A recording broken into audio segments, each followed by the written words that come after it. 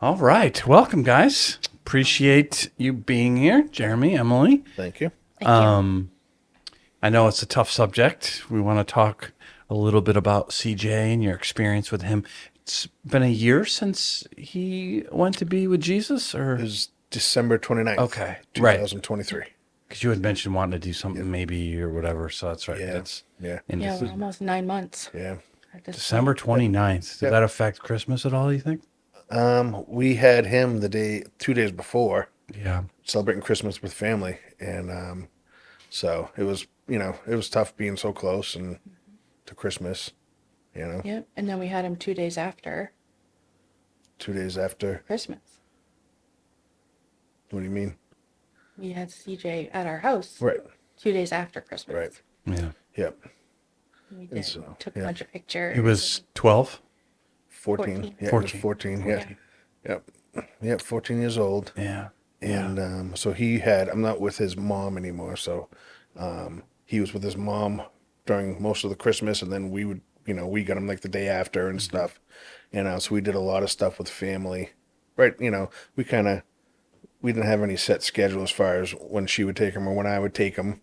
And so I got together with family this year. Usually we try to keep it real low key, with him. We'll do stuff at our house, presents and whatnot. And then this year we went over my aunt's and had my mom and my aunt, which was kind of a blessing because we didn't know that 3 days later he wouldn't be with us anymore. Right. Yeah. You know? Yeah.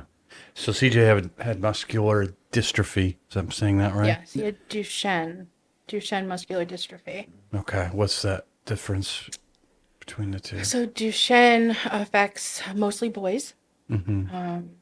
And what happens is in your dystrophin gene, where the muscles grow, I guess, and get stronger, boys with Duchenne lack that. They lack the dystrophin to grow the muscles. So it's called a muscle wasting disease. And CJ specifically had his exon 44 gene missing from his DNA. So exons are kind of a sequence within the DNA. So the 44 missing means 43 couldn't link up with 45. Yeah. And he Yeah. He was diagnosed when he was 6 with muscular dystrophy. So we didn't know anything previously. Like he had trouble going up and down stairs and he couldn't run as fast as some of the other kids. So there's kind of stuff. And he had really thick calves, like his calf muscles were really big. And so they were that's a big sign, but we didn't know it. So when he was 6, that's when he was diagnosed with muscular dystrophy, Duchenne. And so then you start Googling, So you start Googling what it is, and it tells you, the life expectancy could be anywhere from 13 years old all the way through people that are in their 30s and 40s, through college, got married. There's different, I don't want to say stages. no, but I think it's all dependent on what link is missing in Yeah. their DNA. So did you have any inkling that something was wrong? You said you saw his calves were big and he didn't walk as well as some of the other kids. But Yeah. what what was going through your mind during, like, before the diagnosis? Do you remember? So I would talk to I talked to his mom and I talked to his grandmother, talking about, I think there's something wrong with him. He just can't keep up with the other kids. And so I went to one of his pediatric visits with his mom and told the doctor, I'm like, I think there's something wrong. So she had him run out in the hallway and she's like, oh, he's just growing. He's okay. Everything's all right, Who said that? The doctor? Or Yeah, the doctor's pediatrician. So nothing originally, he was probably about 4. Okay. Nothing was done. Maybe he was close to 5. And, but still, like I said, he had trouble with stairs. Like he would do, kids could go up and down stairs, like almost run up and down stairs or however little kids would do that. He would have to hold the railing one leg at a time, and he struggled with that. But we used to go hiking all the time with him. He played t-ball. Yeah. So it was like he was normal, just couldn't run as fast. Like he was real top heavy. Yeah. Yes, he used to run barrel chested. Yeah. Right. It's just because his legs weren't as strong. Yeah. And then He was diagnosed, like I said, when he was 6 with Duchenne.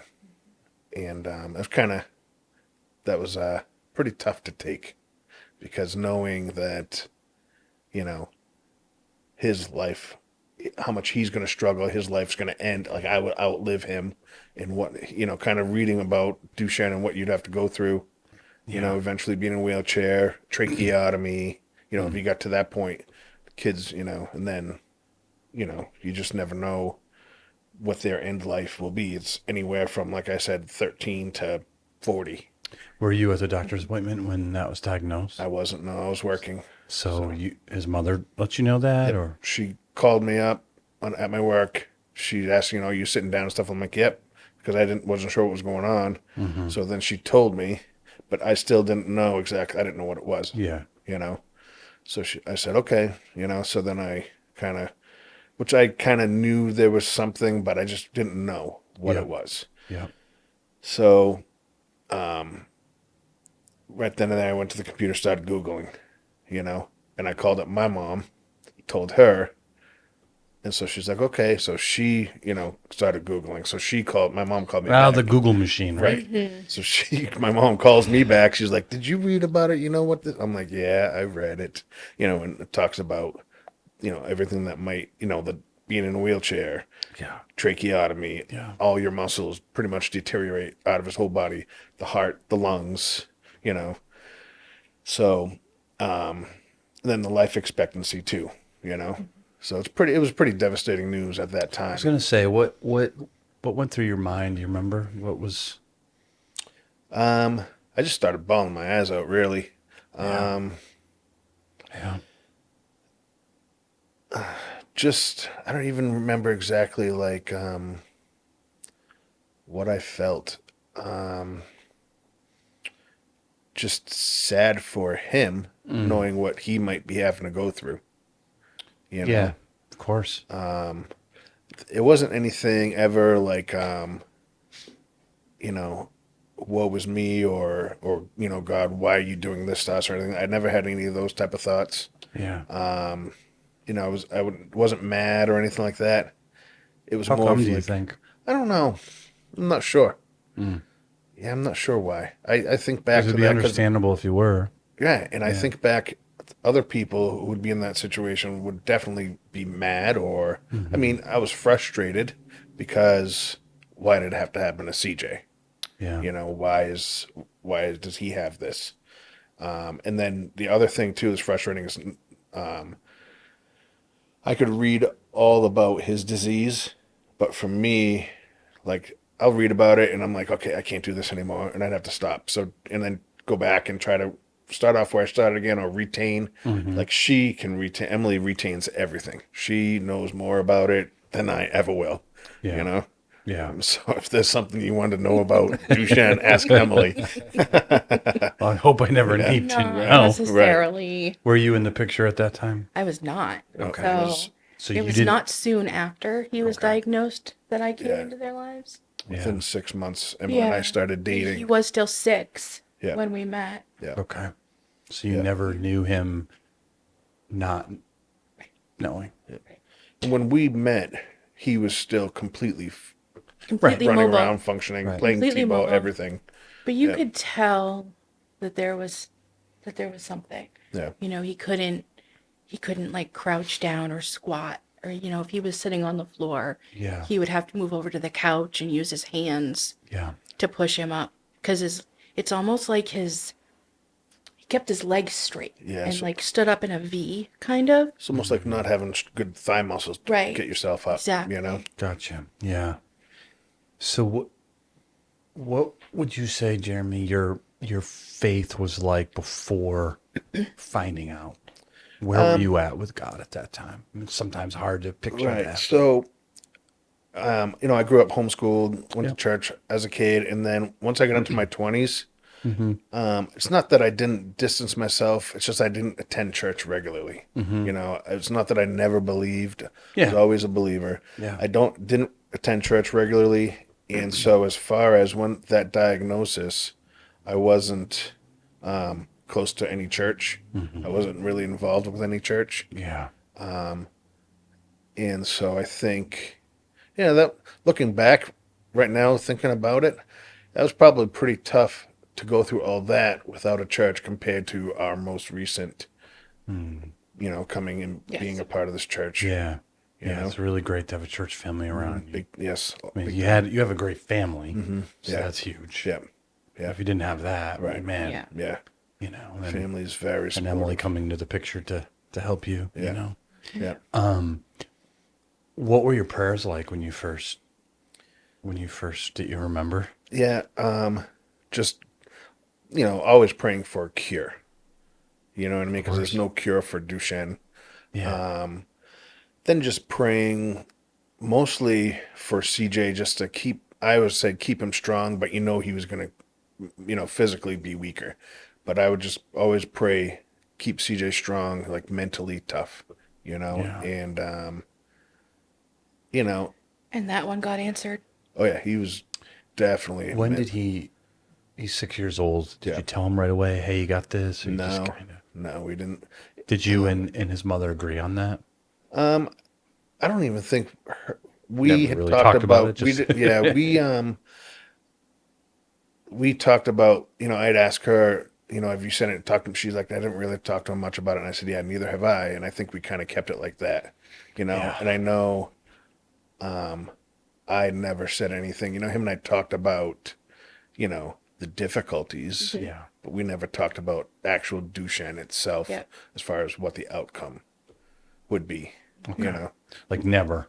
Him and I never. We just talked Not about, even as he got older. no. Okay. Yeah, we just talked about the present. Yeah. Yeah. And so- his limitations. right. But even that, it didn't phase him. Right. What do you mean? by that? He would just do things his way. He knew he was different. Yeah. And if he couldn't do things the way, we could, he just found a different way to do it. He found CJ's way. And it is so inspirational. God kept him headstrong, I Yeah. think. Yeah. I think that, certain God puts certain kids on earth, and certain kids he creates to be mentally tough, and CJ was definitely one of those. Definitely. I think other kids that may have had it, I'm sure they're all pretty mentally tough if Yeah. they have to deal And with, they have to be. yeah, and Yeah, but they don't always have to have the attitude that he had. Certainly not. yeah, And I wouldn't Certainly blame him not. if he didn't. right, yeah. There were times when he got frustrated, like when he, Oh, yeah. It's human, right? Yeah, yeah, definitely. and so when he started to get about 8 years old, his walking really started to decline. He'd fall down a lot. Yeah. And like at school, he'd fall down. He broke his ankle once from, falling and landing on it in the gym floor. And then one of the times that really it bothered me a little bit is out in our driveway. We were getting ready to go somewhere, and he fell in the driveway and just he skinned his knee a little bit, and there were rocks on his knee. And he picked up some of those rocks and just went, threw them on the floor because he was so frustrated. I never saw him get that way before. But then right after he did that, what did he say? He's like, I'm okay. I'm all right. I'm okay. I'm okay. Yep. I'm all right. I'm okay. Just need I'm to chuck okay. chuck some rocks. That's all Right. you need. Yeah. And so that was the only time I really ever saw him really get frustrated like that. Yeah. And it wasn't long after that He was in the wheelchair. In his wheelchair. Yeah. He'd got a wheelchair and And stuff. he loved Yeah. that. Yeah. Gave him his independence back. Yeah. Right. So he loved could it. keep up with the other kids, Yeah. Yeah. What's one of your favorite memories of him? Sure you have many, Oh, but gosh. anything that sticks out.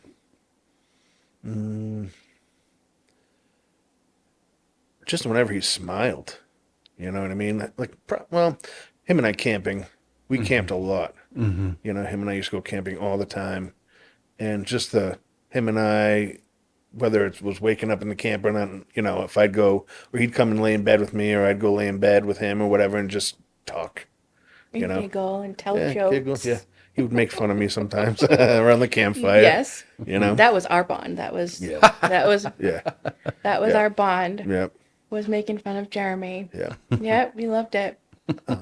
Yeah, just our little, we'd go on car rides and listen to music, and he'd tell me, "Oh, go left or go right or whichever way." Yeah. But yeah, Mm. so many, so Yeah. many. We did a lot together. He lived a very full life. Why do you think him smiling stands out for you? Just because, despite what he was going through, Mm. I'm sure in his mind Yeah. he was going through pain, Mm-hmm. and he'd always put a smile on, regardless. Yeah. And that was his kind of like thing of like, yeah, I'm okay. And he always give a thumbs up. Yep, always. You know? Did it ever put your own problems in perspective? Like, what am I so Right. upset about Yeah. that stupid stuff for? Yeah. Yes, It's big, all the exactly. time. Yep. Yep. It's like, if I'm going to go to the gym, I'm on this treadmill, my legs are hurting me. That's nothing compared to what he has to deal with. The fact that you Keep can going. even do it, you Right. know? Yeah. Yeah. Yeah. And the struggles that he had, the mental toughness that he had is way more mental toughness than I would ever have, So, Just so inspiring. yeah. Just to always do better. Yeah. Do you ever, like tangibly think about what it'll be like to see him in heaven? I think about that a lot. Daily, for me, anyway. Yeah. What does it And look like? he's up running around, laughing. He's free. That's what I always say. In that night when we were in the hospital, and I just kept thinking to myself, Lord, let your will be done and let him be free. Yeah. And so that's how I feel that, he's free. Yeah.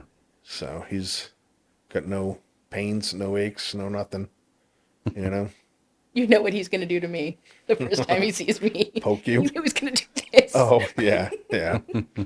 So there's the wrestler, who's the wrestler? John Cena, John I Cena, and he Cena, does the whole Yeah. dance. Yeah, Yeah. yeah. So our big joke with CJ, because For years. Emily tried it. Yes. She's like, but she ended up going like something like this. Did it the wrong way. CJ caught on to that, so Yeah. every time CJ would be like, "Oh," it was pretty funny. Every time he would do it, Yeah. Yeah. So that's what's going to happen. Yeah. You'll see Emily, he'd be like, Yeah. That'll be, I mean, how do you think it would be to deal with a loss like that without faith? Like, this is it. I'll never see him again. Everything's over. not knowing that Yeah, just- there is heaven, not knowing Yeah. that he, if I was an outsider and, all is that that person's buried in the ground right there. That's all you know. You don't know about the, Yeah. the The heaven. afterlife, the heaven and everything. You know what I mean? Yeah. That to me could be probably wicked depressing. I would say so. Very, and it's got to be, I don't know how I would, Dark. yeah, very dark. You think about why people may get into alcohol abuse or drug abuse or any of that type of stuff, and that would be probably a huge reason, No, there's no faith. They just want to escape. right? Yeah. We want Why to wouldn't escape you? it. Right. Yeah. Because if that's what this world offers, it's, Yeah. Right. And because you think about like, so when CJ passed, I always look at it as, my life, this timeline. And that day that he passed, my life stopped. Like everything just stopped. So there's like that little timeline is stopped there, but then there's still that little piece of me of the timeline that's still going. And I don't want to use the words that little piece of the timeline has moved on because I'll never move on. of course not. You No. know, you just, and like a lot of people say it, but you just learn to live without that person there. You know, It's like a hole. right? Yeah. So like part of me is kind of left behind. It's almost like if my arm got chopped off and I left it Yeah. or something. You know what Learn I mean? to live with it, but it's still there. So for people without faith to have that timeline stop like that, I could see for me, I know to continue on, and I know I don't know what the Lord has in store for me, but I know there's a brighter, better other side. Yeah. And for people without faith, it's like that point stops, and that probably stops their whole life. That's it. How do those people can't look to anything to the future to move on to? Yeah, they have to pretend or numb it. Yeah. Yeah. Yep. Yeah, I just feel so terribly. I can understand why that some who don't have faith think that we just make it up. Yeah. Because you can see why you would. Right. Like, I need something to be able to carry on. Like you said, the Yeah. hole is so wide. Right. And so I believe there's something more because, Because there has to be. yeah. Yeah. But it feels like, I mean, you guys have experienced it. It goes beyond that, right? There's like a tangible faith, like God's presence is with you. Yeah. Yes. Yeah. Yeah. And some of that was felt, when we go into, if we go into when CJ was in the hospital, Yeah, we his, will. his whole Yeah. night, Yeah. there's some stuff that Yeah. I'll talk about Yeah. that'll kind of, for me, it was very eye-opening, Yeah. you know? Yeah. So it feels like from the stories that I've heard and from you and others that CJ really he made the most of the years he had He Yeah. did. He did. I think, as far as like what's really important. yeah. I think us and his mom and, his family, everybody did a lot of stuff with him. Disney trip. Yeah. We took him camping all the time. We took him to all our family events, tried to keep him included as much as we could, Yeah. and, having his mom, her time with her vacations with her family as well. Yeah. We never really had like a set schedule ever. No.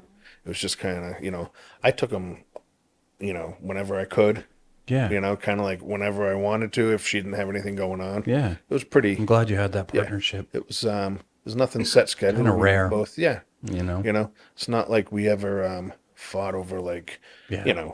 anything really. Like, I want him this week and I want him that week. You can't have him. We never really. It was like, oh, you got something going on? Okay, Yeah. Yeah. We'll take him next weekend, or Right. we'll take him out for dinner during the week, or Yeah. Yeah. He's kind of embodies just the idea that it's really not the amount of time, but it's your impact with the time that you have. Yeah. Yeah. Right. And so that was, not knowing he was going to pass away when he was 14, I thought that we would have like 10 more years at least Yeah. with him, Yeah. and there was still stuff we wanted to do with him, obviously, trips and whatnot. But I think the 14 years that he had, we crammed a lot of stuff. It sounds like. Yeah. yeah. Did you ever, because you mentioned, sometimes being like, why him? Did you ever, when you're reading scripture, with faith, we know God can heal, Jesus can heal like Right. that. He has, he does. But you're watching CJ decline. You ever just like, why? Not necessarily angry. Maybe Right. you were, but you didn't really seem to have a lot of anger, but just real, like, it's just sad. Yeah, it is. It was sad. And, there was always the question, like, why? Why did this just have to happen to CJ? Why couldn't, Yeah, it not, was always not, the not that why. you're looking for it to was- be anybody no, else. but- exactly. And we knew other kids that had Duchenne as well. Yeah. So it was always, and like I said, I was never mad about it. I was frustrated, just frustrated with it. And that could be, I was never mad at God or anything like that. Because why'd you do this to me, or why'd you do this to CJ? Yeah. I'm kind of like, I was raised up, family of faith. My grandmother, my mom, they kind of, I don't want to say, well, so my grandfather had polio. Yeah. And so, watching what he went through and with my grandmother, the way that she was with him, I want to say it kind of prepared me to have that same kind of mentality with CJ, I guess, watching how my grandmother would be with him. But I always looked at it as God has a purpose for everything. There's a reason CJ has Duchenne or Yeah. had Duchenne. All the, and I was thinking about this just this past few weeks. All the tests that he did, like he did all these studies, which she could talk more about than I could. All the studies that he did, Yeah. They did several clinical trials. Yep, many trials, Yeah. and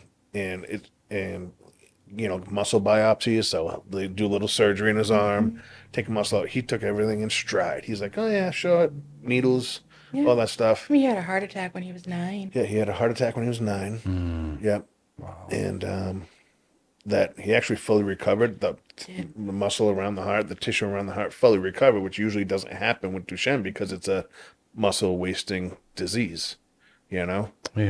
And so for him to recover from that was, doesn't happen, Doesn't happen. So that in that itself was a miracle, Yeah, that's a great perspective. I don't know if you guys have ever seen the show, The Chosen, but it's really good. It's about the life of Jesus, like disciples, and there's a couple places in there where they really deal with that topic. And they add storylines that aren't not biblical. They're just not biblical. They just kind of fill in gaps to kind of. But I think what they try to do is bring out true aspects of Jesus in the struggle that human beings have, right? And one of them is what they call little James, which would be like James the Less, not like the prominent James. And he's on crutches, and Jesus sends them out to go heal people. And he had this unbelievable interaction with Jesus where he's humbly, but he's just like, why not me? And Jesus says, you're gonna have a greater story. Yeah. And it's like just Right. and there's another one where there's a death of someone, one of the guy's fiance, Thomas actually, and Jesus is there when she dies, and then he sees him raise Lazarus, and he's just like, what the heck? Right. Not his words, mine. Right. And the idea is, why that person, but not the person I love? Yeah. And then Jesus' ultimate statement is, you gotta trust me. Yep. Yeah. That's hard though. And that's where the faith comes in. Yeah. Faith to trust the Lord. And Right. as hard as reality is, Yeah. you gotta That trust there him. is a greater story and There's something better. greater lesson Yes. than even if he had been healed. Right. And so that's what I think, like I was saying, all the trials. Yeah. For me, and CJ knew this too, he was helping the future, kids with Duchenne, and so that's, Yeah, you don't know. You don't know. Like it could be you'll never something know. from him that Yeah. could cure it. Who knows? All his numbers are somewhere. All his numbers are somewhere helping out someone else, Yeah. Mm. And so He like, was supposed to start a trial Oh, in really? January, yeah, specific to his type of Duchenne. Mm. And he was the top candidate. right. He was right in Worcester at UMass. And he, Yep. So how many trials did he do? Do you remember? I want to say 3. 3 different trials. Yeah. Yeah. Yeah. Injections. Right. Did they have side effects that you remember? I don't remember any. Remember one, he couldn't have steak. He couldn't have Yeah. the it was char from the grill from the grill, or chocolate. like charcoal Couldn't from have the grill. chocolate. So we'd have to cook the steak inside. Yeah. And you don't mess with CJ's steak. No, he was a big steak. He loved his steak. Did he? Oh yeah. Yeah. Go to a restaurant and he'd order the big steak. And he Yep. would eat Never a it. cheap Eat it. kid. He would eat it. No, he's like, yeah, I'll have the steak and mashed potatoes. Yep. Before Man he had after teeth. my own heart, I tell Yeah, ya. even before he had teeth, he would take every steak off their plate and eat it instead of his own food. Yeah. Yep. Yeah. My kids were always like that. They weren't like eating off the kiddie meal ever or whatever Right. they call it, the children's menu. Yep. I don't want the mac and cheese. I want a filet. Like, Yeah. oh, jeez. Yep. I'll get a job then. Yep. Yeah. Yep. No, he would eat it though, so you didn't feel bad getting it for him. 'Cause No. he would eat Yeah. the whole thing. Absolutely. Yeah. Especially someone like CJ who's Yeah. deserves Yeah. the blessing of food, when he Yeah. has so many other things he is challenged with. Right. Yep. Yeah. But we never really actually knew if he was getting the trial or the placebo. Oh, I hate It was that. just the restrictions, Yeah. regardless of what he was getting. I mean, he could have been getting sterile water in the injection. We don't know. I guess they have to do that for some reason, but I don't really understand. Yeah. Why. Double blind, right? Yeah. Double blind clinical trials. Yeah. Yeah. And some of the stuff he was on, like he was on steroids and stuff. Mm-hmm. And he was on, you could talk about that. The A lot of the steroids. different stuff that he was on, his pills and medicine. Goodness, so many pills, lots of vitamins, heart meds, blood pressure. Oh, wow. I mean, he took probably 10 pills in the morning. Wow. Yeah. Bone density pills, Well, right? yeah, he had osteoporosis, so he was on the bone pills.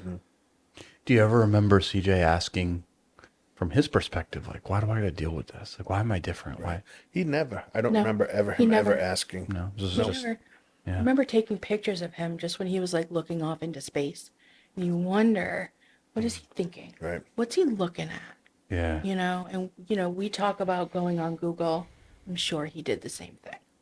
Yeah. True. As he I'm got older. Right. I'm Yeah. sure he Once did. He was a big gamer. Oh yeah, Yeah. huge big, gamer. Big gamer. Knew Yep. his computers. That was kind of his recess, you know? He couldn't really get out and, No, play with the other kids. he was so social. I mean, Yeah. England. He had kids from friends England. He was England. friends from England. He was playing on the games with. Yeah. And they would talk every day, Yeah. all over the place. Yeah. And it was just, you wish that, I always wished, I was never a gamer. Yeah. So I didn't understand the whole gaming thing, you know what I mean? Yeah. And Even I if you were a gamer, you wouldn't. It's changed too much. You know? Yeah. And so I always wish, I'm like, CJ, let's go outside. Let's go, down to the playground. Let's go, and he had other friends that took his bus because he was on the wheelchair bus that were in his same neighborhood. I'm like, oh, let's go see your friend down there. And he's like, nah, he never, Yeah. he just wanted to play games. Yeah. So, But looking back on that, maybe that's because he couldn't do the same things that they could. yeah. Right. He could live a little bit vicariously through the characters in the game. Yeah. He could run, Yeah. shoot, and He- jump, You and know, whatever.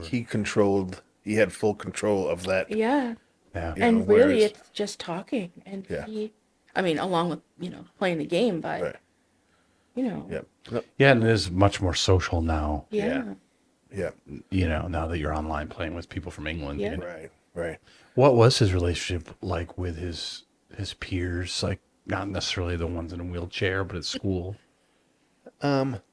He didn't talk He didn't- about them. No, him and I would go for rides. We'd go for rides in the car, and we'd always ask him, like, "Oh, how's school?" He's like, It's good. it's okay." I'm like, "Oh, do you sit with your friends at the lunch table?" Nah, not really. And then we're like, "Oh, so finally you're dragging people out." He's like, "Oh yeah." So he thought it was funny because all his kids at his lunch table are Jaden, Aiden, Caden, They all Hayden. rhyme. Yeah, and I'm like, "Oh," and then it's just CJ. He's like, "Yeah," so all of them kind of all rhymed. So he would never talk about friends at all Really? at his school. And I would always try to, he's like, nah. And then when we had his services, his His week. wake, Yeah. you wouldn't believe the amount of The kids, amount of kids that were Really? there. Yeah. girls, his age, everything. I was like, wow, CJ. A lot of girlfriends. Yeah. I He was never like, talked wow. about them. Nope, never. How you doing? Okay. What kinds of things did they say? I mean, they're kids, so I can't imagine. Yeah, they were. Their parents, it was- maybe. I'm sure it was awkward for them coming through the Yeah. line. Yeah. And it was tough to, now I was not myself. No. I was kind of still numb. Oh, were you? Yeah, right. I was pretty numb still, and like I tell her, I was kind of like a zombie that whole time. Like people I remember seeing, and I don't remember what I said to the people, Yeah. And if I could go back to his, I would say something to them, as comforting to comfort them. Yeah. You know what I mean? And Yeah. a lot of the people I didn't know if they were friends because they didn't say. Right. Like, I said, oh, I'm CJ's dad. And they say, oh, I'm so sorry. And then you go on, Well, Like think about it. autopilot. Yeah. That's got to be really hard to Right. walk through a line when you got your own kid. Yeah. Granted, doesn't have Right. fins, but Yeah. still, Yeah. same age, same Right. grade. Exactly. Right. You know, I'm trying to comfort a dad. Like, yeah, I wouldn't be comfort. You know, you're thinking all those things. You're Right. just Right. like, what do I do? We got to walk through this. We got to do it. But right. Don't want to. And for them, you know, it's awkward because like that kid, like CJ's friends, their parents don't know any of us, or right. that kid doesn't know any of us. So, you know, Right, they it only might- know CJ, which is not there to introduce all of us. You know what I mean? I know. So it's definitely tough for them in a tough situation, which Mm-hmm. I understood. You know, Yeah. so. But it would be nice to go back and see his classmates and just say hi to him. Just say, hey, you know, I'm CJ's dad. Thanks so much. Yeah. Yeah. Thank you so much. And tell me some stories, you know? Right? What did he do in school? What was he like in school? You know? They'd probably be just like him and be like, Eh, man. you know? Yeah. He was there. He was You there. know. Yeah. He didn't rhyme. His name didn't rhyme with ours. so Exactly, right. You know? Tough to do. Yeah. And that was one of the toughest things was just pulling you stuff couldn't out of get him to anything try out to of get him him. to tell us, you know, what'd you do at school? How was this? How was that? You know? He made high honors. He did. His last report card got high honors, which was awesome. You know? First year at the high school. Well, you know, in a lot of ways, that just meant he was a regular kid. Yeah. That's how Yeah. kids that age kind of are. They're like, Yeah. Yeah. Some want to talk, but most, especially, Yeah. you get to 12, 13, 14. Yeah, leave me alone. It's just You know, like, I don't want to talk about that with you. Right. Yeah. Yeah. Yeah. So you were hoping, obviously, that you knew that you were most likely going to outlive him. Mm-hmm. What's that? First of all, just in general, as you're going through his life, does that come up in your mind, or did you kind of just like you said, did you try to live in the present? Yeah. So when he was first diagnosed, probably for a good year, I had trouble sleeping. Yeah. And just my brain was racing about what was going to be the future. You know, what Yeah. was he going to be like? What was going to happen? Yeah.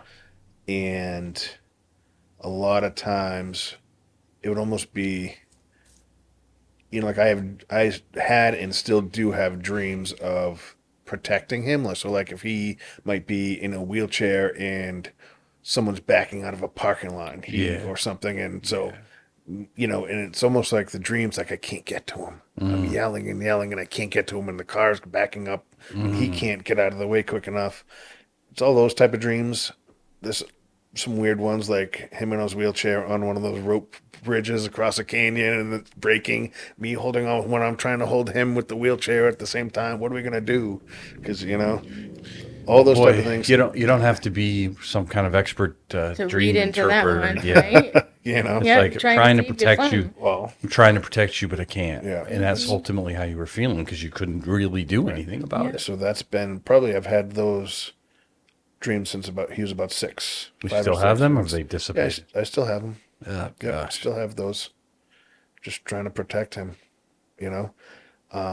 So I had a lot. It was real tough sleeping for a while, just because your mind would race, and I'd have to concentrate so hard not to think about, you know, what he's going to be like in the future, or, you know, how can I protect him, or you know, Yeah. what, you know, are these kids going to make fun of him, or what's going to, Right. you know.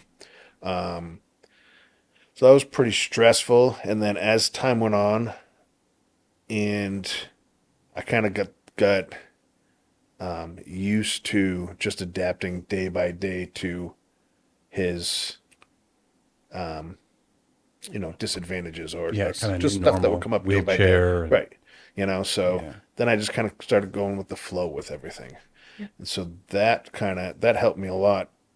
So, like I say, she knows more about his medicine, his pills, his disease, you know, Duchenne and all that, way more than I do, because I kind of was like, all right, not going to worry about what all this stuff says. I'm going to just take this one day at a time, you know, one weekend at a time, 1 week at a time. This is how we're going to live. I'm not worried about, can't look towards the future, Yeah. you know. You So tried that's to kind of how I started. And it probably helped a lot because that's how he lived. Yeah, pretty much. If Yeah, you day couldn't by do day. that, you wouldn't have Day done by it. day. Yep. And unlimited. Yeah. And what? Unlimited. Unlimited. Live unlimited. Live unlimited. Yeah. And that's kind of how we tried to do that with him, live unlimited, you know. That's why I think we took him so many places, or like even him and I used to go hiking all the time when he could walk. Now that he's in his wheelchair, you can't go on those hikes. Yep. So now I'm on the search looking for places that are wheelchair accessible, you know, hiking places, which is mostly bike paths, you know. Yeah. There's nothing really Boardwalks. out in the woods. Yeah. Right. Of course. Yeah. So, Then you had your drives and yeah. Yeah. Oh, yeah. So we did start doing that a lot, just driving around. Yeah. You know, just going on a Saturday drive and listen to music or whichever. Yeah. Find a place for lunch. I think that if he wasn't going to let his limitations get to him, we weren't either. yeah. Yeah. But like you said, it was easier because of him. He set the tone. He did Pretty set much the tone. exactly. Just Yes. the way his mentality was. He set the tone right up until the very, very end. Yeah. Actually. Yeah. And once I realized how he was getting through stuff, it made it easier for me to just go through the stuff with him, you know? Yeah. And just, pretty much because he put on a brave face and he could, you know, once we started the trials and he was gung-ho, kind of not gung-ho, but I mean, he was fine with it all. Yeah. Like, okay. I kind of Just like, kind of went with it. yeah, you know. Emily, with you meet him, obviously he's still a young kid. What was the process like for you as you're on the outside, you start dating, you meet him, you know what he has, and then you're getting to know him. What was that like for you? As far as Duchenne goes, it didn't. I went by Jeremy, honestly. You know, CJ was fully mobile, and you know, Jeremy is a helicopter parent, so I tried to be not so strict, and I tried to be The good guy. more of a friend. Yeah. Yeah. She was the loose, like, Yeah. you know, Yep. Yeah. like she said, everybody made fun of me because I'm a helicopter parent. Even CJ. CJ. Yep. I'd always be like, CJ, you all right? You know, CJ, you okay? Because, I mean, he couldn't get up and go to the bathroom. Yeah. Like, CJ, you okay? You all But right? it was every 5 minutes. He's like, I know how to tell you when I have to Yeah. go to the bathroom. And then it started being like, Emily, you okay? CJ, you okay? And then, So CJ comes back to me, Jeremy, you okay? yeah. Jeremy, you all right? And then it got to the point where he would say, Jeremy, you got to land the helicopter. You got to land. Yeah. Bring it down. Yeah. Because he was okay. Right. You know. So did it take long for you to grow close to him, or did it? I will say that it took a bit. Yep. I think any person that's introduced to, and I think Brian will say the same thing. There's a Brian is CJ's stepdad. yeah, Brian is CJ's stepdad. His mom's fiance. Yeah. They're married now. So Yeah. there is I think there's a fear that are you gonna take him away from me? What's the attention gonna be like? So we struggled with that a little bit, and then once we found the common ground of picking on him, we got pretty close pretty quick. Yeah. They would Yeah. both gang up on me. Yeah, and then it's I'm not here to be. I'm not Right. not your mommy. Right. Like I'm Emily. I'm here, and let's go to the candle store and pick out a Christmas present for your mom. Let's do that. Yeah. Let's be involved in She was much more relaxed, and I was more stressed kind of. yeah, definitely a warrior. I'm a worrywart, you know, Yeah. big time. You ask any of my family, you've seen my nephews and nieces, and you know, I can't watch them climb up trees because I'm like, oh, you're gonna fall. Yeah. You know. Yeah, I don't blame you. Though I've seen them. Yeah. You know, some of them anyway. We did. Yeah. We got really close. Yeah. CJ and I. Yeah. Yeah. Did you, Emily, as you researched it and as you're growing close to CJ, was there ever a moment you're like, I shouldn't, not that you're going to distance yourself, but it's like, this is going to be really painful? Nope. Or did you just live in the present? I just lived it. Yeah. It wasn't, I mean, I knew what was ultimately going to happen. And he's just a baby, and I'm not gonna, it's just a baby. Yeah. Didn't change anything for me. Yeah. Is right now thinking about it and stuff, and you know, I always would say with his diagnosis, I'd always mentally prepare for that day. You don't know when that day will come, but I always said I'd mentally prepare. But even though I always mentally prepared for that, was definitely not mentally prepared. And I think too because I expected his decline. Yeah, to have more preparation. Right. You expected him to, so he'd never had a tracheotomy. A lot of kids did. I'm glad he never got to that No, point. and I am too. Yeah, it's painful. I think that was a blessing. So, A life. Yeah. so what did happen? As far as that night when he Well, passed, like what led to it? Was there any signs, or was it just kind of very No, it sudden? was very sudden. very sudden, unexpected. Very unexpected. Yeah. Yep. What happened? You want me to go? Go for it. So, I had come home from work, and CJ was with his mom and his stepdad. Yeah. And so, what we would always do when he was with us or them, instead of like, because we have to pick him up all the time, like from his wheelchair or wherever.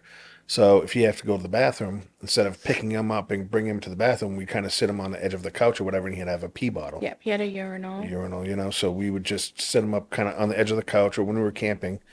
Yeah. So he was at his mom's and he kind of was scooted up to the edge of the couch and getting ready and he fell off. Let me Okay. preface this with CJ had contracted legs. So he could not straighten them. Yep. They were permanently in a sitting position. Okay. So always bent. So if you can picture somebody getting close to the edge of the couch with like you're sitting open-legged and falling. Yeah. He couldn't like put his legs out straight to stop. Sure. And so if you straighten his leg at all, any movement would hurt him so bad. Gotcha. He'd be in a lot of pain. Yeah. So he was always very, very cautious. Very cautious kid, So for him to be up on the edge of the couch, which was fine, we'd done this a gazillion times. Yep. But for him to go over that edge is kind of uncharacteristic of him. Like he wouldn't have He wouldn't have let himself get that close. yeah. And so I talked to that with his mom and stuff. We don't know if something might have happened to him on the couch at that time to cause this, or if it's just Because he just fell right over. yeah. He did. And he went over, and so he landed on both his kneecaps on the floor, but he didn't fully land because Brian was there. His stepdad, he caught him kind of mid-air at the same time. Yeah. Because he had the urinal in his hand as well, so he was getting, so he kind of caught him in the air at the same time, but his knees still hit the floor.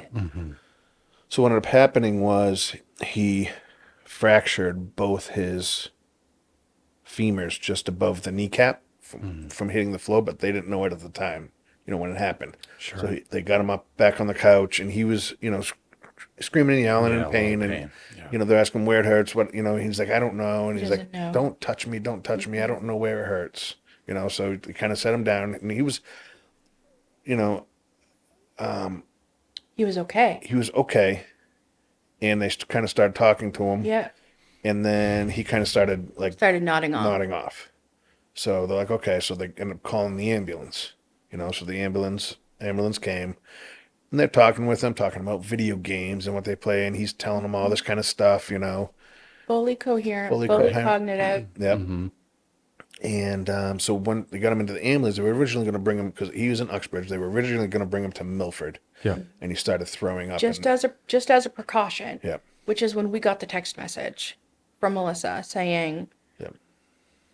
CJ fell, he's okay, we're okay, but we're gonna go. Yeah. Just to be sure. Right. We're going to go to the hospital just to be sure. So for her, it was just kind of like just a precaution. Sure. And so I just got home from work. And so, once they were bringing him in the ambulance, they were going to go to Milford. And he started throwing up in the ambulance. So they said, all right. So now they're going to bring him to UMass. So Sure. she messages me right as I get home. You were home already. And she messaged. Both of us at the same time. Yeah. We were on like a family, like a group. Family little group. text. And so I told Emily, I'm like, all right, I'm like, I know she said it. I'm, Yeah. like, I'm going anyways. It doesn't I was matter. like, just you go. I'm like, Just go. I'm going, you know, Yeah. even though she said, it's all right. You don't have to, you know, I'm like, I'm going anyways. Helicopter I- dad Yeah. Yeah. lifts into the air. Right. Yep. Yep.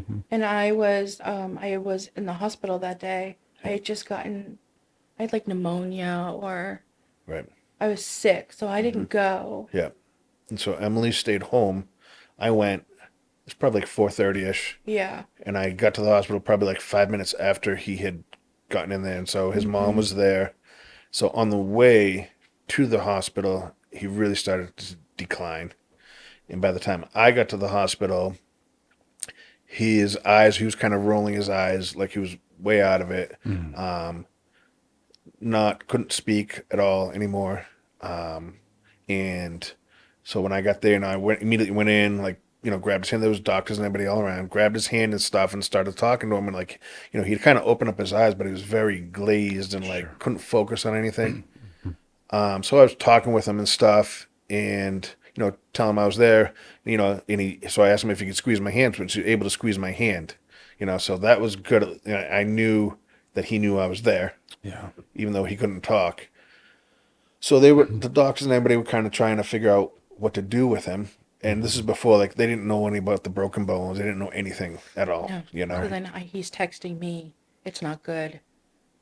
Yeah, I said, you know, not it's good. not good. It's not We good. didn't know too much at that point. I'm just saying how CJ was. Just didn't. Sending me Right. pictures of his blood pressure and Right. his heart rate Yeah. and all of that. She's, I'm sitting on a couch at home worried yeah. now. Now he's saying it's not good.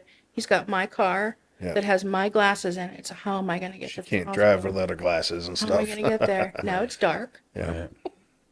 And So I Ubered. she Ubered to the hospital. I Yeah. Ubered. Well, that was smart. Like, I mean, I needed to get there. Yeah. And I remember being so mad at the Uber driver because she stopped at McDonald's before she came and got me. oh, before. And the car just stunk like French fries. Yeah.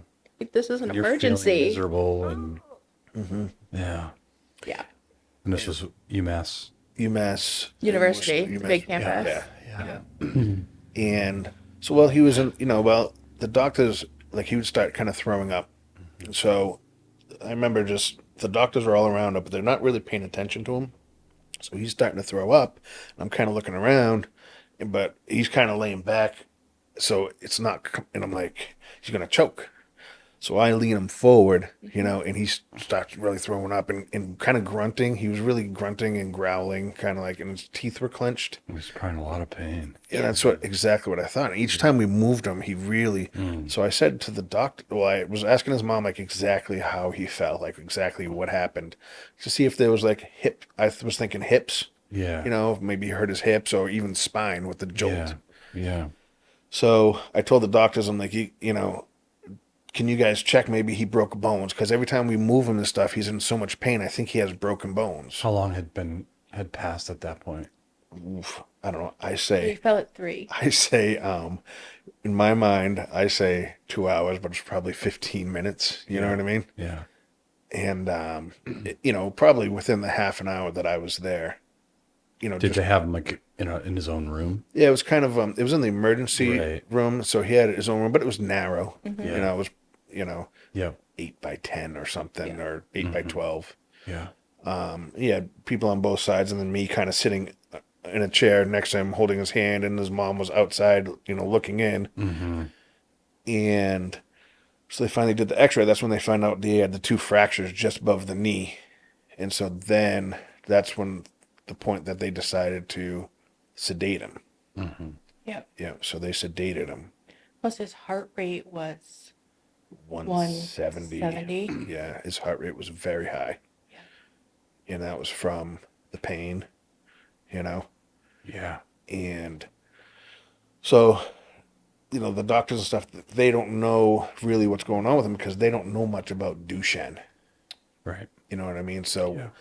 his mom was getting so mad at the doctor because she was saying all this stuff about, and she kind of knew exactly what was going on because she had read stuff with other kids. This stuff had happened with them, you know, and the doctor wasn't even listening to her. You know. What did she feel like was going on? So once we found out about the breaks, and she immediately thought of fat embolisms. Mm-hmm. And so she told him about fat embolisms, Yep. which is, do you want to go and describe this? Sure. So when you break a bone, your bone marrow has fat in it, and it comes out and it goes into your bloodstream. In a normal person, we can break them up. Yeah. Duchenne boys cannot, so they just kind of clot. So just blood clots, but fat. Yeah. And so that's what his mom immediately thought. And she's trying to tell the doctors this stuff, but they have kind of they're doing their own stuff, Yeah. tests and whatnot, So, and that was one of the reasons why his heart rate was so high, is trying to He's trying to pump the embolisms, push him out. flush them out. And Yeah. so I'm sure that it's almost like a blood clot kind of thing, Yeah. probably went to his brain, so that's why. Yeah. And they called it at the end, it was a fat embolism shower. So he's got 2 broken bones, and they just filled his whole body Yeah. with fat. And so once he has his Duchenne doctor, the one he goes to all the time, there's a Duchenne specialist in Worcester, Dr. Wong, and she's the best in the whole country. Praise God. And exactly, yes.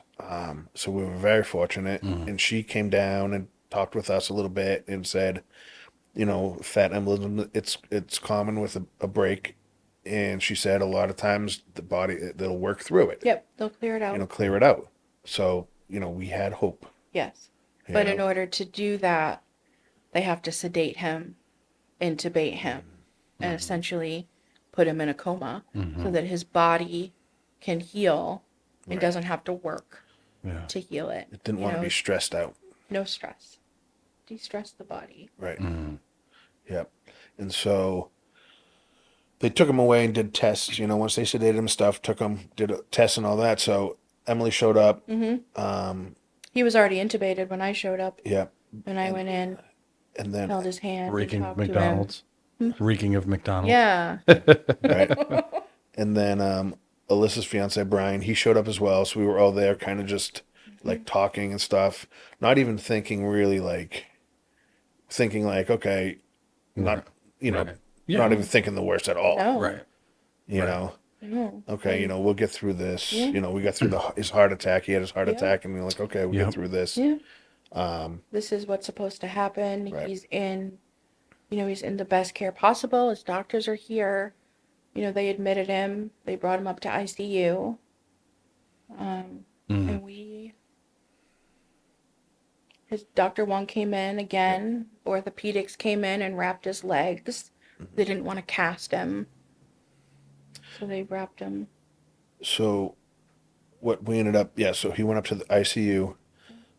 Once he was up there, and like you said, people were coming in and out, like trying this or do this, and some of the nurses and stuff didn't know, like his legs were contracted. They didn't know, so they tried. And he's sedated, he can't feel it, but Mr. Helicopter Parent here. Yes. Yeah, So we were all exactly. like, no, Yeah, don't like, do oh that. my God. I think all 4 of us. were like, I had to apologize to her. I'm like, I'm sorry, but just because I've dealt with that for so long with him, Yeah. like people coming over, touching his leg or something happening. I'm like, oh, you can't do that. You can't do that. Right. Or don't touch his wheelchair or something. Yeah. Yeah. And so that's just my immediate reaction. So I had to apologize to the nurse. She was awesome. She was very nice.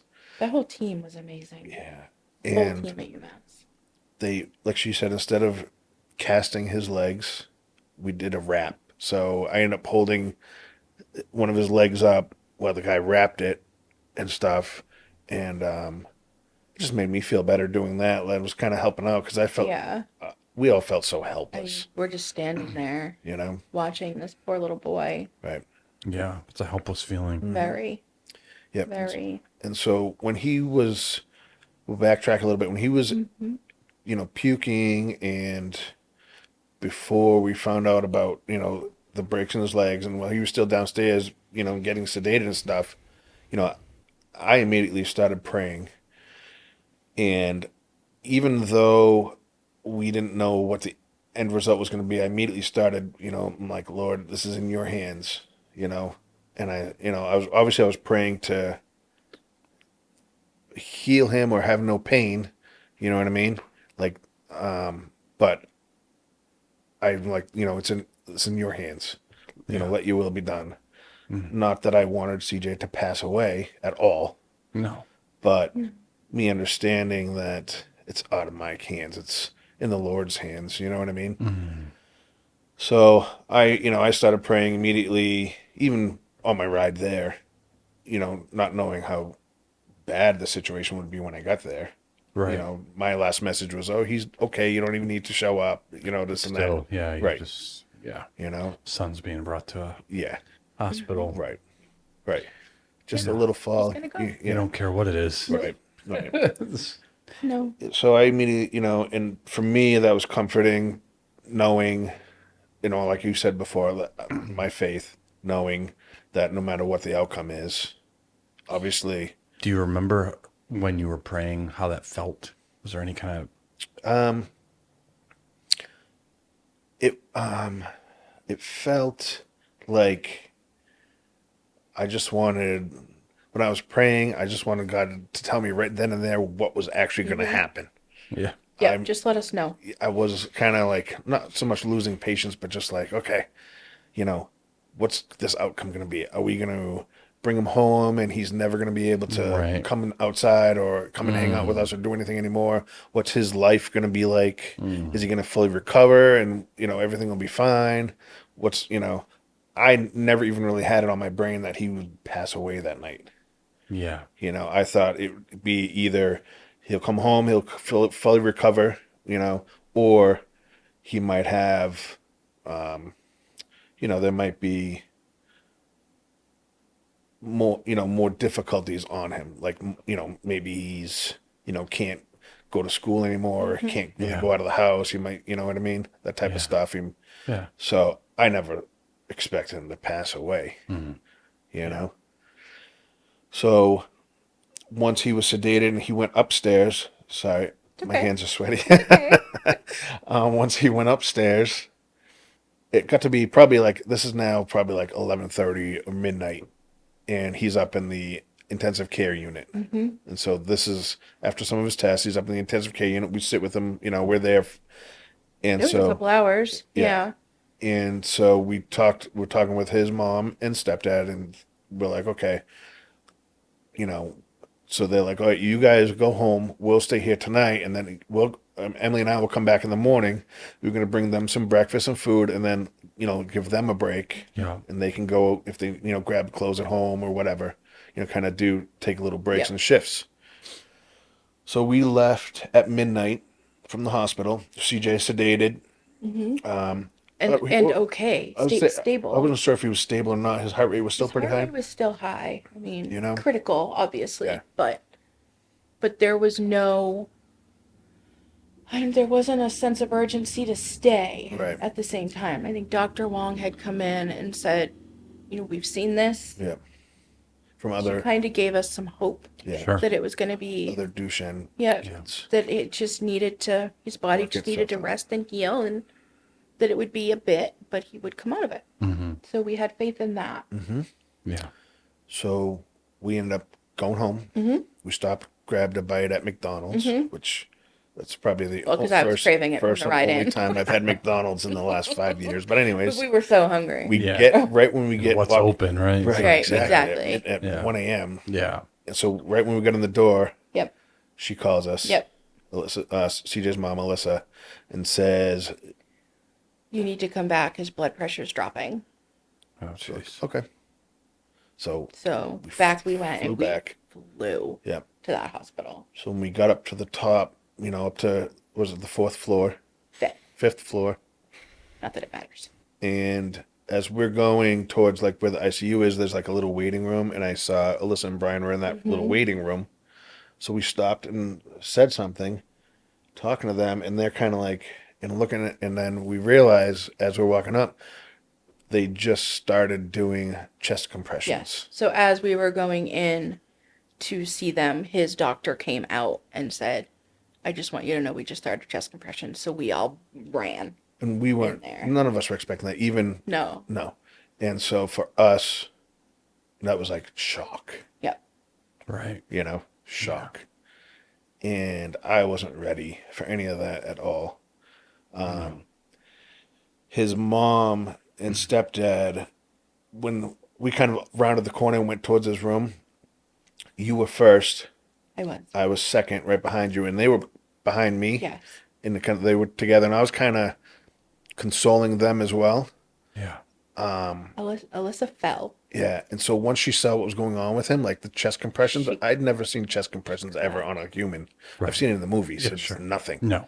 To see that, and she immediately fell and kind of collapsed, and which is like I totally so. get it. I Yeah. turned, Brian's consoling her. I turned towards them and made sure that they were okay, and I kind of went back up into the room. She was already in the room with him while they're doing the chest compressions, and I kind of stood at the door, looked and watched for me it felt like 5 minutes, but it was probably 15 seconds. And I kind of looked around and I told her, I'm like, I can't do this, I can't watch this. Yeah. So she ended up staying in the room the whole entire time while they're doing chest compressions. I went back out and I kind of stood in an area, so I was shielding his mom and stepdad from the entrance to the room because I didn't want them to see what they were doing to CJ. Yeah. So I was kind of shielding them, and while they were kind of consoling each other on the floor, just kind of give them like, oh, they're kind of not a play-by-play, but I just didn't want them to see. I mean, because it was awful. Yeah. I mean, his bones were fragile anyways. So they're breaking them, and, And for her to be in that and they're room probably the whole, freaking out too. I mean, they try to stay calm, but Right. that's not. she was in There's the room the nothing whole calm time. about CPR. Yeah. No. Nothing calm about it. Yeah. They don't have to do it all that much, really. I mean, Yeah. they do, but it's. You were in the room the whole time. Yeah, what was that like? These are some of the stuff that I didn't see. No. Horrific. Yeah. But I couldn't move. I was like plastered to a wall, and I didn't want them in there. I You didn't want us in there. didn't. Yeah. I didn't want you to see it. Right. I wanted to know what they were giving him, how much they were giving him, because if they're going to give him all this epinephrine, all this adrenaline, and he's not coming back. Like, I wanted to support him, Jereme, in that decision. Yeah. In that decision's not even the right word. I wanted to prepare you for it, and knowing I work in pharmacy, Yeah. so sorry, it's just going through my head right now that whole night. I can just see it.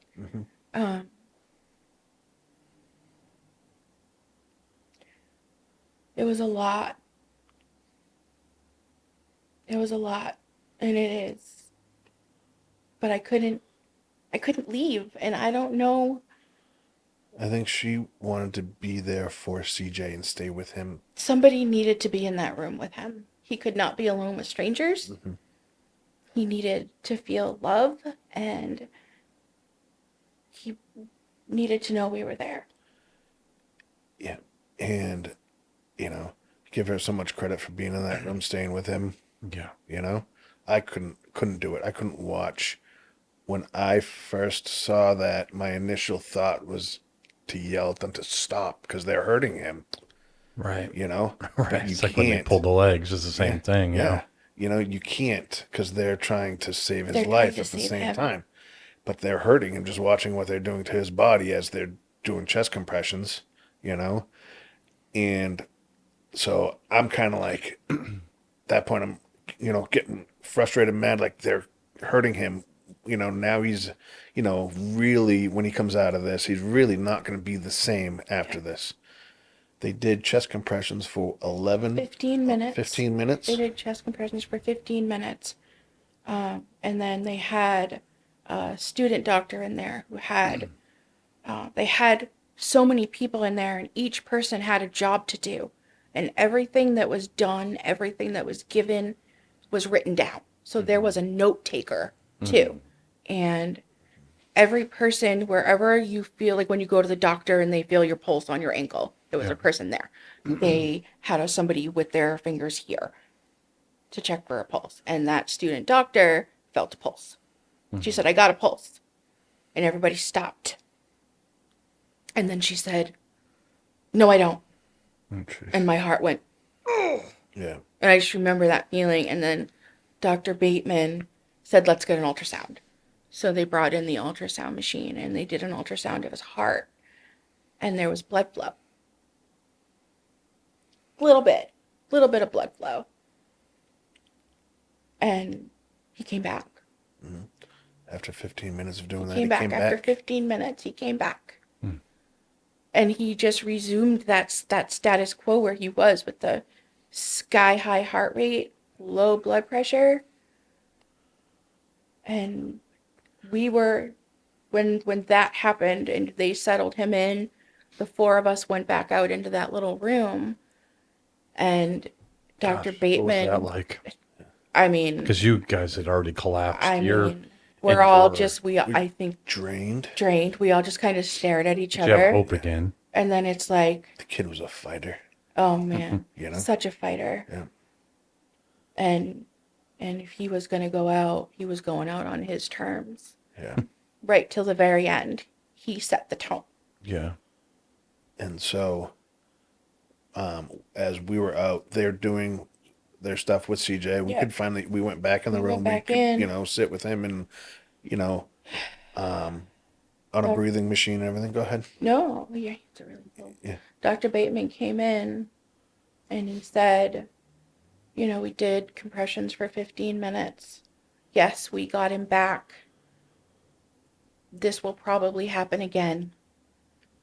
We don't know the condition of his heart right now. If he does come back, will he be the same? You know, 15 minutes of nothing, Yeah. you know, as far as brain damage and all of that. And he said, we've done everything we can here at UMass. The only other thing we can do is send him to Boston, transport him to Boston, where they have an ECMO machine. And an ECMO machine, instead of being in life support where it breathes for you, the ECMO machine actually beats the heart Yeah. for you. It puts you on 100% life support so that your body can really do nothing and just rest. So he came in and said, like, you know, she just said, this is pretty much the max that we can do Yeah. here. Your next option is to life flight him to Boston. So we all talked about it and we agreed, you know, we're going to keep fighting for him because he has been fighting. He's so much. fighting to live, so we're going to fight for him. You know? Yeah. So going back to when you were in the room during the compressions, not that you want to go back to that. Sorry. But I always wonder about that. It's like you know, physically a person's not aware, but we know our faith tells us, and even if someone doesn't have faith, there's a spiritual instinct about us that we're more than that. There's connections that we have that we're not even aware of just because we're so, and I almost wonder, like, that's one of the reasons you want to be there, that there's some connection with that helps. Definitely a pull. Yeah. And at the very least, you all know, we're just going to do everything that's in our power, which isn't much in the grand scheme. In the grand I mean, scheme. It was, you know, out of our hands. Yeah. You know, and that's like, I go back to, that's like, you know, I say I felt so helpless. And you do on that physical being there, you just feel helpless because you want to save your child. You want whatever's best for your child. You know, you don't want anything to happen to your child and you feel helpless because I can't go in there and do the chest. Well, I mean, I could, but they're not going to let me do the chest compressions myself or something. You know what I mean? No. And so that's when obviously faith plays a huge part. You know. What was it like when you were outside the room? Do you remember? So when I was outside the room when they were doing chest compressions, I was shielding his mom and stepdad, trying so that, and I was kind of doing like a play-by-play. I could hear everything that was going on, like, oh, they're checking for a pulse, you know, and telling them what was going on, but I didn't want them to see, you know. And so at that same time, there's not anything out in that hallway really, and as I'm talking to them, they're kind of in hysterics. She's on the floor, and I was kind of trying to look for a chair. And at the same time, this whole entire time, the whole time, I'm still in my brain just praying. Like, you know, now at this point, I went from the prayer of, you know, whatever happens, happens, let your will be done. Now I'm saying almost kind of at the point where, like, okay, you know, Lord, please just take him, Yeah. you know, because I know What's going to happen? I know that if he came home physically, you know, his life would be miserable.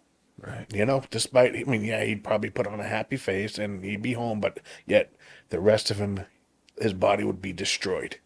You know, he wouldn't be himself. So at that point, I was like, he needs to be free.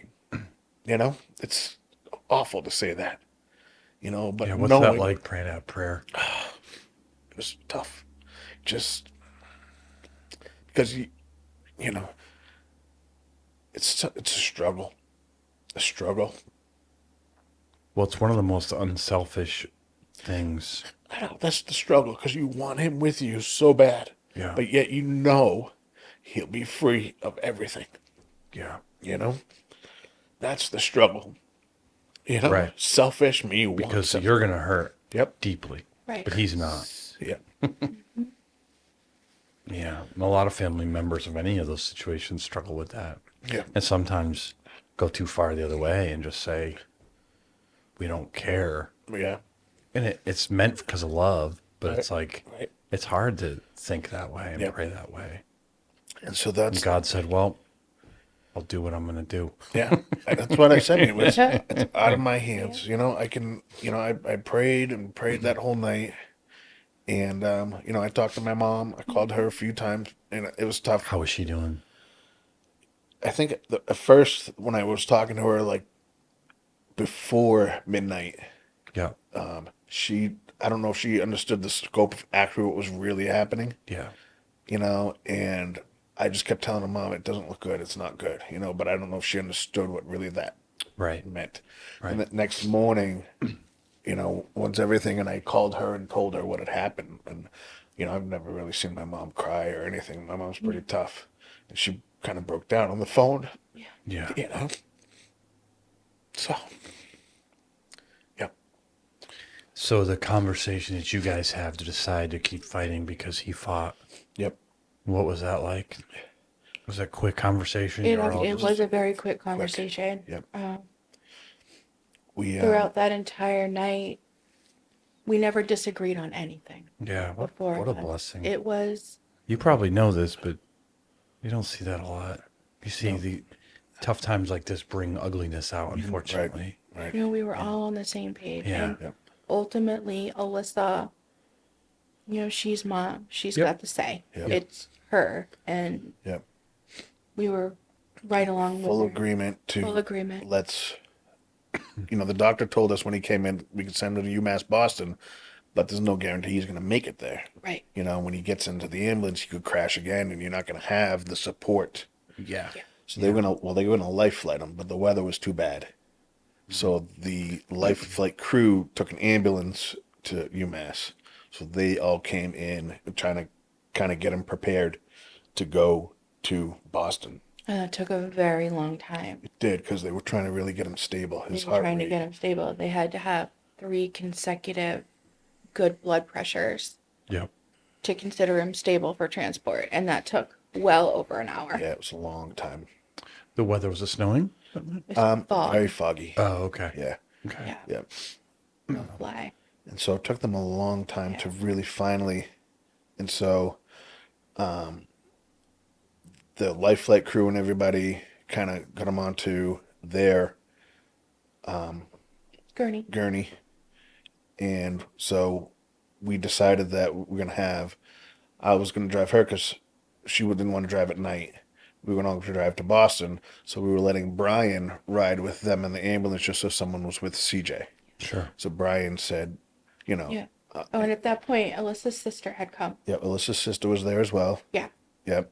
And So she was going to drive Alyssa. Yeah. You and I were going together. yeah, we're just going to Brian. kind of follow each other down to Boston. So Brian stays with CJ, and they start wheeling him towards the medical elevator. The rest of us got into the regular normal elevator. Yeah. And as we're walking to the elevator, you can hear the beeping. Yep. We get on the elevator. Brian calls us.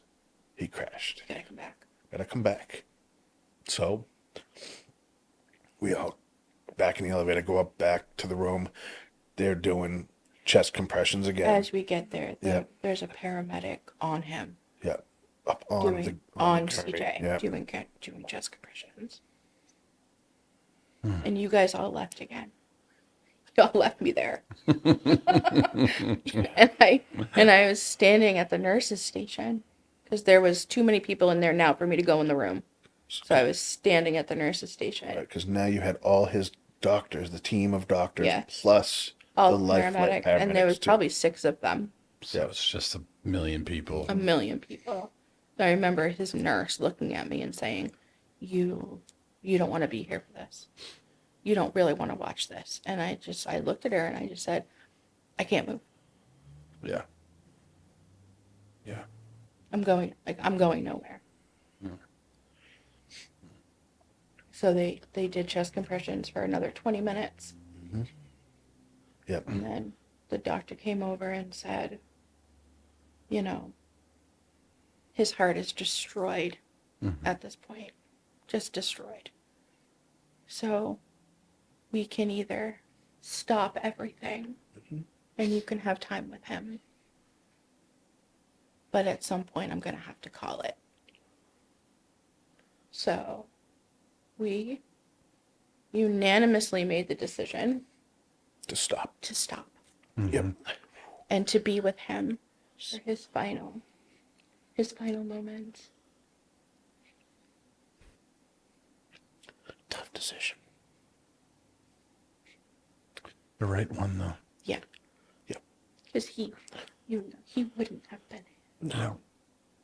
And that was the part too, we all kind of joked later on, it's like CJ didn't want to go to Boston. No. He went out on his Yep. terms. He's like, nope, I don't want to go to No, Boston. I'm not going to Boston. No. So we all went in and we asked that he be unhooked from Yeah. the tubes, the machines, the beeping. Turn off the beeping. Yeah. 'Cause I don't know about you, but I didn't want to hear Yeah. Yeah. Yep. didn't want to hear it. Yep. So they unhooked all the machines, but they couldn't remove anything from his body. So the blood pressure cuff stayed on. He had a thermometer because they were constantly checking his temperature. Of course. So all that just had to stay, but they took him off the gurney and they Yeah. put him on a regular hospital bed. Yep. So I was in there when they had moved him, and so I helped them because they had a blanket and everything underneath. Helped them move him to the hospital bed and everything. It was all myself, the paramedics and stuff. We got him moved, and kind of everybody came in at that moment. The doctor said, everybody, come in, be with his last. So, sorry. That's okay. You want me to? So I'll I tell this- looked at Jereme Yeah. and I said, we need to say a prayer. And everybody stayed. Yeah, everybody just stopped. Everybody stopped. Whole room. That was probably 15 people in there. Yes. Everybody stopped what they were doing. Yep. Just And kind of took a step back from they CJ. We came right in. So the 4 of us are surrounding him. And then Jereme started praying, and every person had a hand on another person. I was holding CJ's hand. We all were around him, touching CJ, and then everybody. See, this is the part, and this is Where you. everybody was kind of holding on to.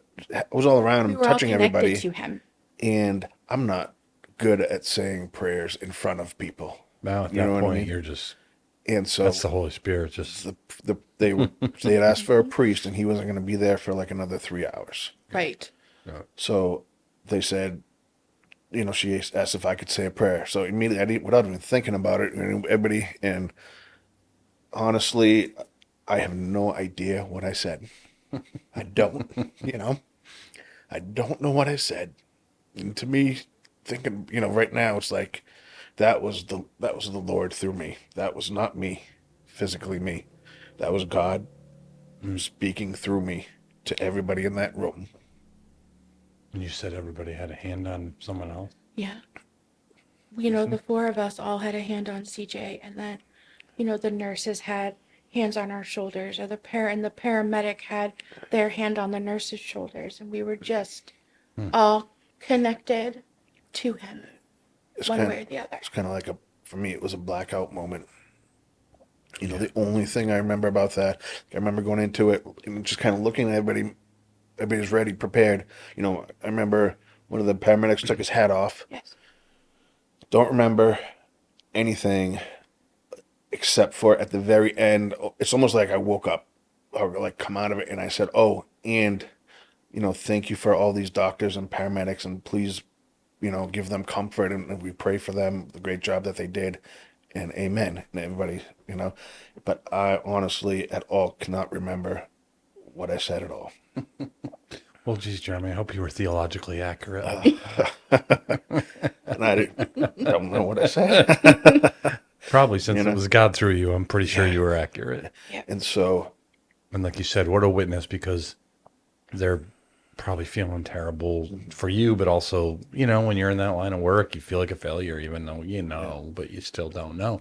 To have that prayer for them from someone who's grieving like you, that's such a testimony. yeah. Yeah. And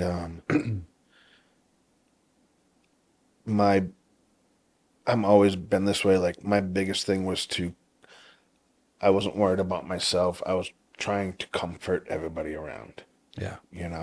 and so I can remember going in just before I went to say that prayer. I can remember just thinking I need to pray that, the Lord takes CJ. I just need to pray that, the Lord comforts him, have your will, and just take him, and I know I don't remember what I said, but I know when we had the Dr. Bateman, actually his doctor came to the services, actually showed up. Yes, and you introduced yourself to him on autopilot. I introduced myself as CJ's dad. I didn't even realize it was him at all. And that's when it kind of hit me. And he said, first thing he says to me, he's like, that was one of the most amazing, amazing prayer I've ever heard. And I said, huh. Then I thought about it. I'm like, and I said to her after, I'm like, I don't remember what I said. I don't remember that. Do you remember him? I don't. Yep, I don't remember. Remember what I said in that prayer. Kind of bothers me a little bit because I would have liked to have known, what did I say? Maybe it will come back to you. And Maybe it won't. yeah, If God wants you to remember, He will. If He doesn't, He's like, yep.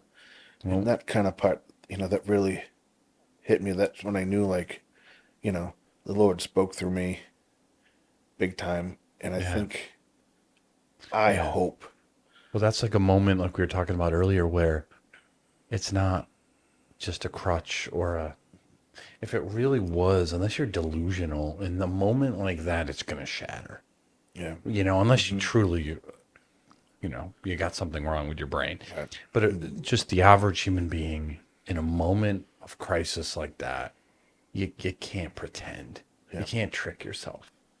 Right. It's either real or it isn't, in my opinion. Others would disagree with me, but I think that shows you there's no way you're doing that if it's not real. Right. You're not even like thinking straight. I mean, you can't manufacture. Right. I wouldn't have, knowing myself, like I said before, you know, I've prayed at our dinner tables, Sure. you know, and so I think it all goes back to, and I think about this when I was younger in my kindergarten, not kindergarten, but Sunday school, you know, I was picked to say a prayer in front of everybody, all the kids in Sunday school. So I did my prayer like we would do at the dinner table. Oh, dear Lord, thank you for this food, just because that's what my grandfather would say. It was all this stuff. So the Sunday school teacher interrupted me in front of everybody and started making fun of me because we don't have food here. All this, I'm like, that's the prayer that I know because that's what we say at home. You know what I mean? Yeah. So instead of just letting me go on, Right. she interrupted, and now I was very embarrassed. And so I think that's one of my. I've always remembered that as far as trying to pray in front of people. I'm afraid I'm gonna say the wrong thing. Well, I can see where that could You know? do a little bit of trauma. Yeah. Yeah. And a so little for kid. me to pray that night and for me it wouldn't I don't think it would have been a struggle to get the words out. I would have gotten stuff out, but it probably would have come out kind of jumbled and I would have messed up words just because my brain was like, Yeah. And no one would have blamed you. yeah, you But- know. Well, And Clearly that he didn't did the happen. work for you. yeah. So, how long did it take for him? Not long. 10 minutes. Yeah, I would say Maybe. probably within 20 minutes. And what were you doing? Holding him, I had his hand. crying, Yep.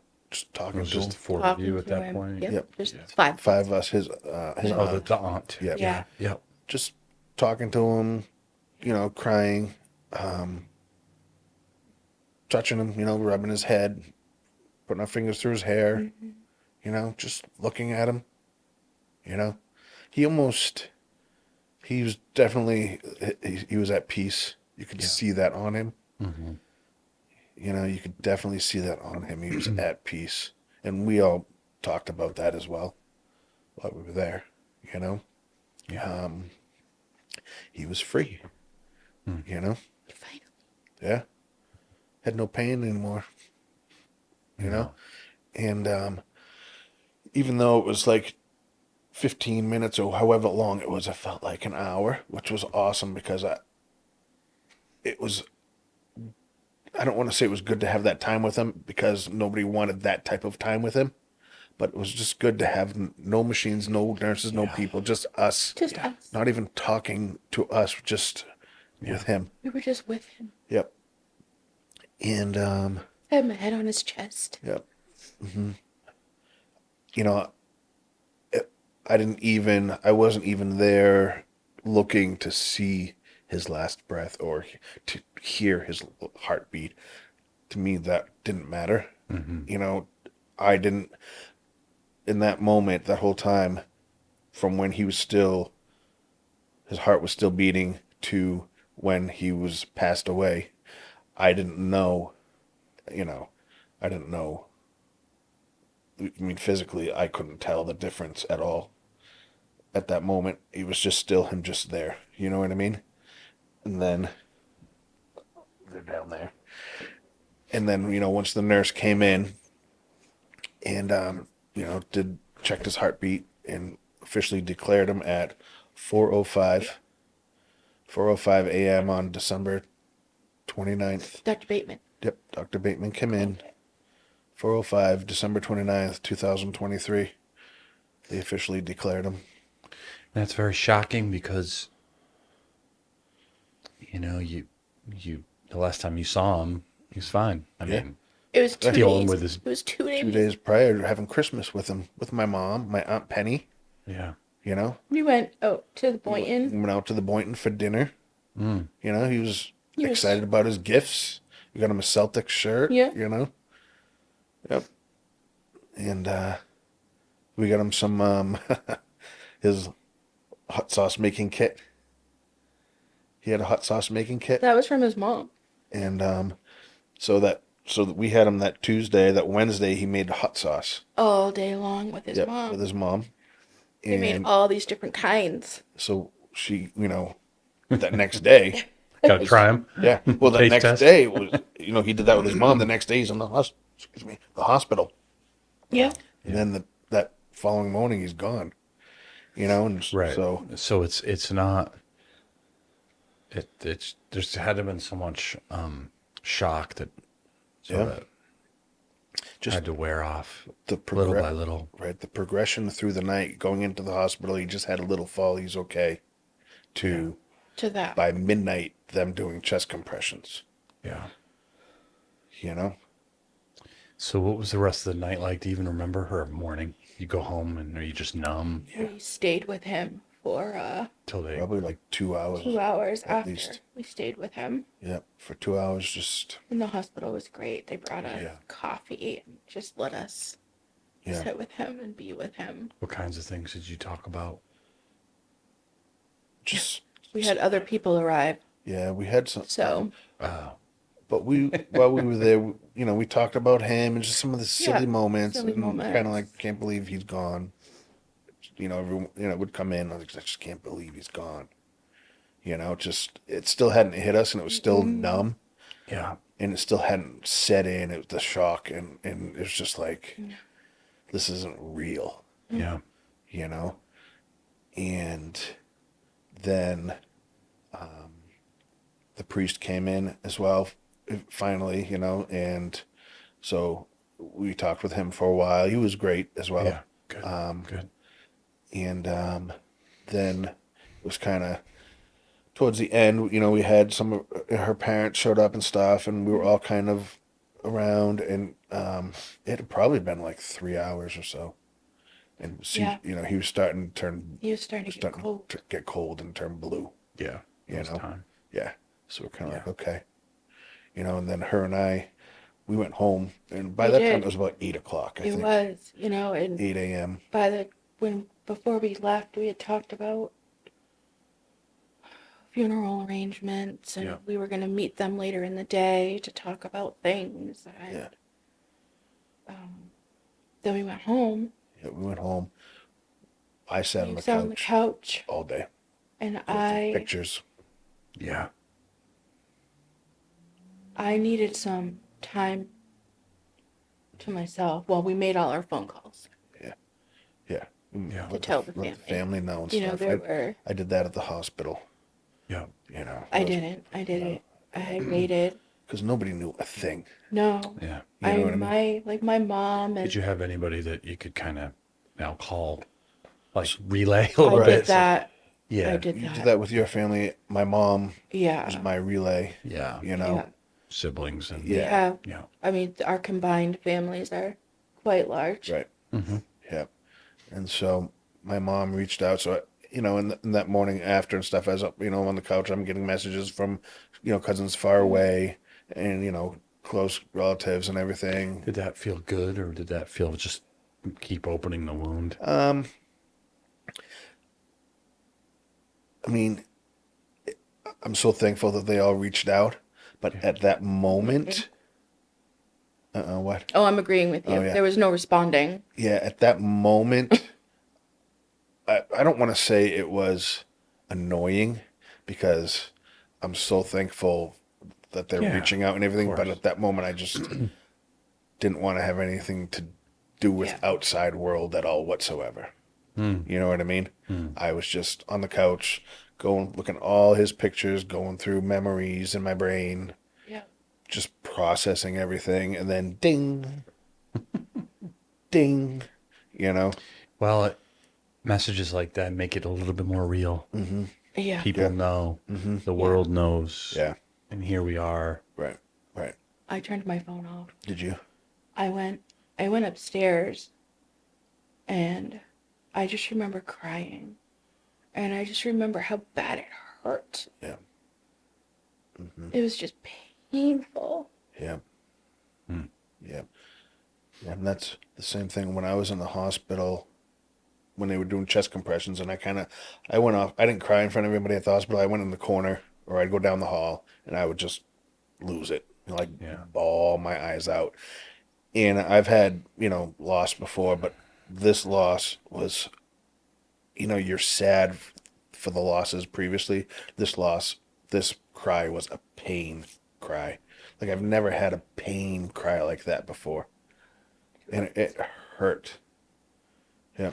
In John chapter 11, when Jesus is at Lazarus' funeral, and it says Jesus wept, right? Shortest verse, at least in English in the Bible.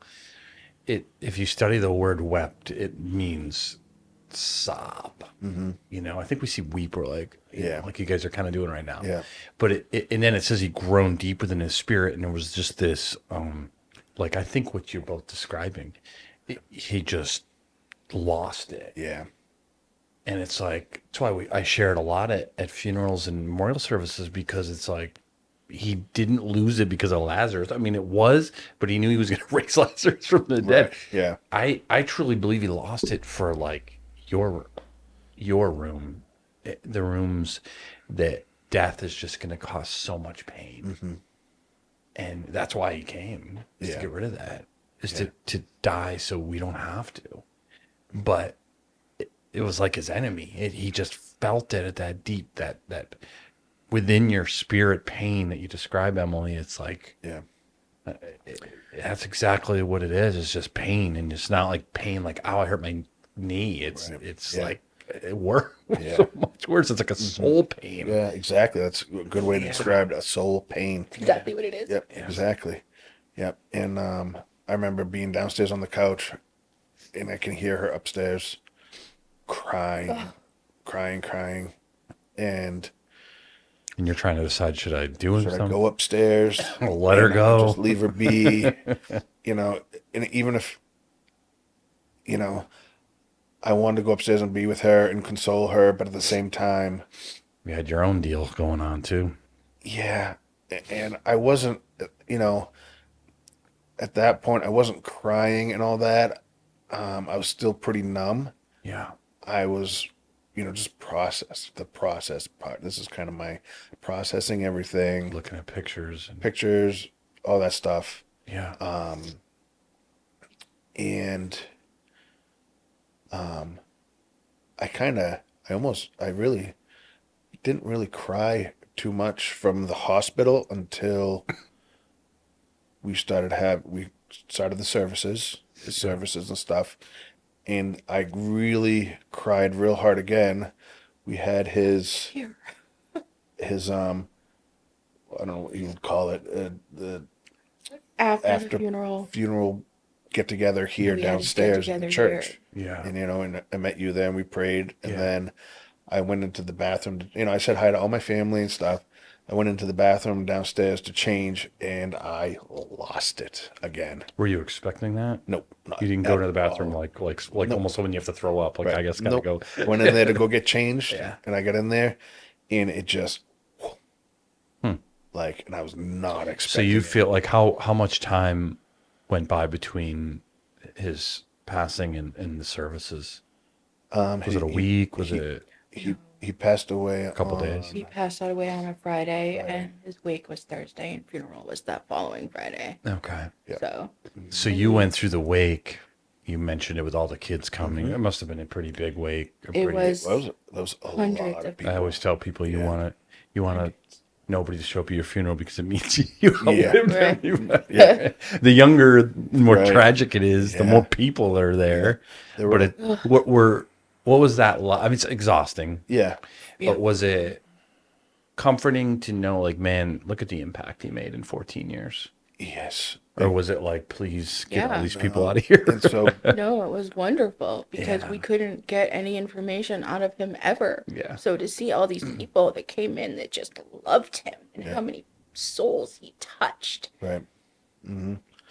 And for me, going into it, and I told this to Emily, going into his wake, I told her, I'm like, this is going to be so difficult. This is going to be so tough.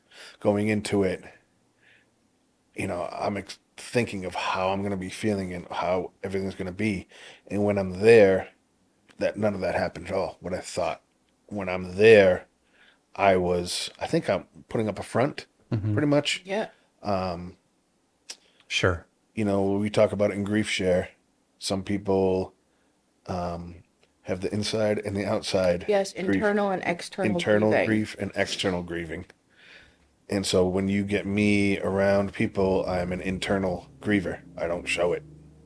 You know, I'm kind of the type of person that I'm going to comfort you, even though it's my grief. Right. I'm going to, you know what I mean? Yeah.